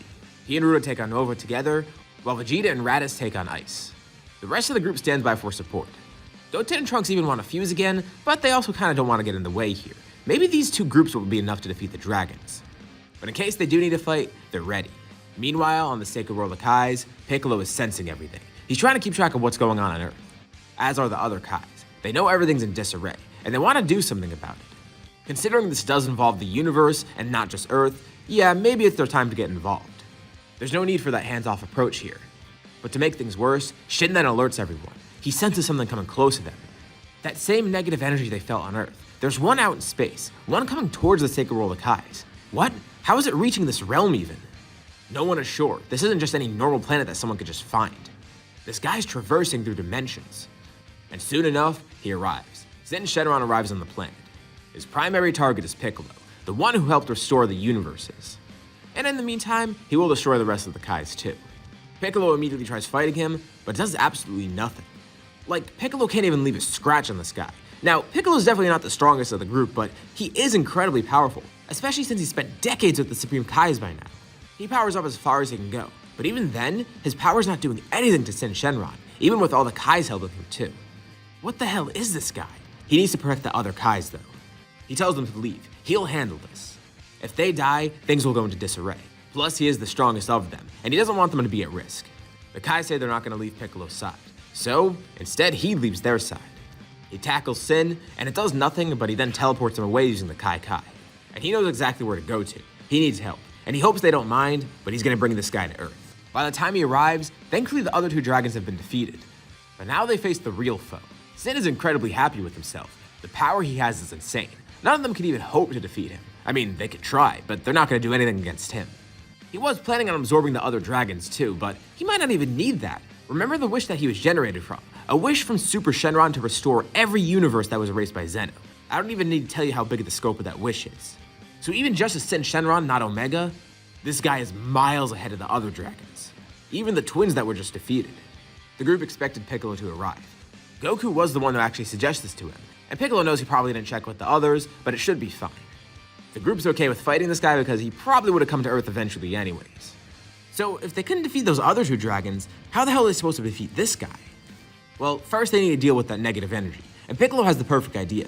His own magic. It should be more than potent enough to deal with this. Even if their spirit vision isn't going to work, Piccolo has actual magic. He is a Kai after all, and with his abilities, he could probably reverse this. And not just that, but it'll help them. Although he's going to need someone else to fight the dragon, which is perfectly fine. They were planning on fighting the dragon anyways. If Piccolo needs to do that to reverse the negative energy, then so be it. But still, even with their current power, even combined, it might not be enough to defeat this guy. They start fighting him, and they're hopeless. There's absolutely nothing they can do against him. And even if they do remove the negative energy from Earth, who knows if that's going to do anything? This guy is still going to be so incredibly powerful that they won't be able to make him budge. And Piccolo's thinking, and he has a perfect idea. It's something he did a while ago, something with Gohan. He tells them if they need to combine everyone's powers, that might work. Gohan knows exactly what he's talking about. He chimes in, asking Piccolo if he means fusion. Yup, he has Potara earrings with him. But now, he just needs to figure out who to fuse. He and Gohan fusing again would be powerful, but it wouldn't be enough to defeat Shenron. They want to have the two strongest people fuse, or at least the two people with the potential to make the strongest fusion. And he looks around. Goku and Ruda? Goku and Raditz? Raditz and Vegeta? Actually, any combination of these four Saiyans would be great. But then he looks over and sees Bardock's there too. He's trying to help fight, but he can't really do much right now. And the thing is, Piccolo knows that Bardock has insane potential and power locked up within there, but his age, that's what's holding him back. Now, this might be a long shot, and it is risky, but if the risk pays off, the reward will be very high. He goes to Bardock. He says that he should fuse with Goku. Bardock's confused. Isn't he just going to hold the fusion back? Well, not entirely. Piccolo's not too sure yet, but he assumes that if the two of them fuse, maybe it'll split the difference between their age. So even though Bardock's old now, it's basically going to draw out the power from his youth, essentially reversing his aging as long as they're fused. And if this theory is correct, this will be the strongest fusion that they could possibly create, a fusion between Goku and Bardock. They all consult with the group first, and they actually agree to this, even though it is a big risk. Again, the reward would definitely pay off if this works. So, there's no more time to waste. Goku immediately puts on one of the earrings, turning to Bardock. He hesitates, but he decides what the hell. Either way, this is going to give him another opportunity to fight. He puts on the earring and the two fuse. As the rest of the group holds off Shenron, he then senses a huge burst of energy nearby. As he's distracted, he turns back. This allows an opening for Vegeta, Raditz, Ruda, and Granola to all attack at once. Sin tries to counter these attacks, turning his attention away from that huge burst of power. And then he's hit in the back of the head. A powerful kick is delivered. He turns back again but can't see anything. Then, someone punches him across the face. It's strong. He tries attacking but no one's there. Someone is teleporting around him. He begins looking around. And then down on the ground, he sees someone with their arms crossed, looking up at him. He looks kind of like those two people he's seen before, except his hair is longer and his armor's different. The fusion smirks. It turns out Piccolo's idea did work. It did split the difference. Bardock's age doesn't matter anymore. All of the power from his youth is back into this fusion. And not just that, it's combined with Goku's, and then heavily multiplied. I mean, consider the type of fusion this is. A fusion between father and son. It probably even gets a boost from that too. The rest of the group looks on in awe. It actually worked. And now the fusion thinks, what should his name be? Bardock and Kakarot. It's what they call him in Dragon Ball Fusion, so that's what we'll go with here. Sin tries attacking him, and then Bardock activates Ultra Instinct. The aura surrounds him and he completely disappears. This power is incredible. Even this dragon can't match him now. What the hell? And he looks around. At the exact same time he sees the negative energy around Earth. It's disappearing. It must be that Supreme Kai Namekian guy. I didn't even realize that kind of rhymes, Supreme Kai Namekian guy. But he can't get distracted by that. He's getting attacked by this guy and can't hit him at all. Whenever he hits Sin Shenron, he teleports around somewhere else. Sin can't predict his attacks, and even if he does try and hit Bardock, he just dodges with Ultra Instinct. But as Bardock's attacking, he charges an attack in his other hand. He's gonna make this as quick as possible, and he's preparing. He teleports in front of Sin, and Sin tries launching an attack at him. Bardock simply flips over it, and then Sin looks above him. He sees in one of Bardock's hands, he has a massive beam charged. Bardock chuckles a bit. This is fun. He places his hand in front of him, launching the massive one-handed blast down, completely eviscerating the dragon. This is all the energy he's coalesced through his power, as well as energy he's gathered from others. He'll call it the ultimate spirit cannon. A combination of Bardock's final spirit cannon with some of Goku's spirit bomb in there. Sin Shenron is completely decimated, and not long after, the fusion lands on the ground, then diffusing. Damn. It's good that they finished it quickly, but they kind of expected this. I mean, they were using so much power with Ultra Instinct and all. Bardock smiles, and then immediately falls to the ground. He's glad he was able to have one last fight, but even though he was fused, it still drained a lot of energy out of him. And since he exerted himself that much, that's just gonna worsen his current condition. He commends everyone, especially his kids and all his grandkids who are there too. He says he's proud of them, and he's glad he got to fight alongside them one last time. But his age, it's finally catching up to him. And that fight was the nail in the coffin. Slowly his ki begins disappearing. The group tries to help and heal him, but Piccolo says it's too late. And he's kind of amazed to see that too. Bardock knew what he was getting into. He knew before they fused that this would probably kill him. But he just wanted one last fight, especially with his kids. There's nothing they can do now. They watch as Bardock dies, passing on into Otherworld. We skip forward for a brief amount of time. In Otherworld, Bardock has arrived, and he looks at himself. He's young again. Well, he is dead after all, so he's not surprised, but he's glad that he kept his body. This is great. He could train up here even more. I mean, he's not even going to be able to do anything on Earth, but still, he could watch from up here, train more, get stronger. He knows that the next generation will be safe. Not just that one, but the one after that too. He can see their performance from up here, and he's glad. He feels that he lives a fulfilling life, and he knew this time would come eventually. He has faith in the rest of the people that he left behind, and he's happy that his life turned out the way it did. He lived a full life. It wasn't cut short by Frieza, and he was able to finally reunite with his family. And he changed, even becoming like an Earthling, which is strange. And soon enough, up in Otherworld, he sees a familiar face. Not too long after his death, another person appears there. Bardock hears someone call his name. He turns around, and he sees Gine. And this is where we'll end off this series. So, what did you guys think about this part? Or what did you guys think about the series as a whole? It's strange, it's the first time I've done a GT scenario, so this is actually the end. So, let me know what you guys thought. I might try more of these in the future, but let me know what you thought of this one.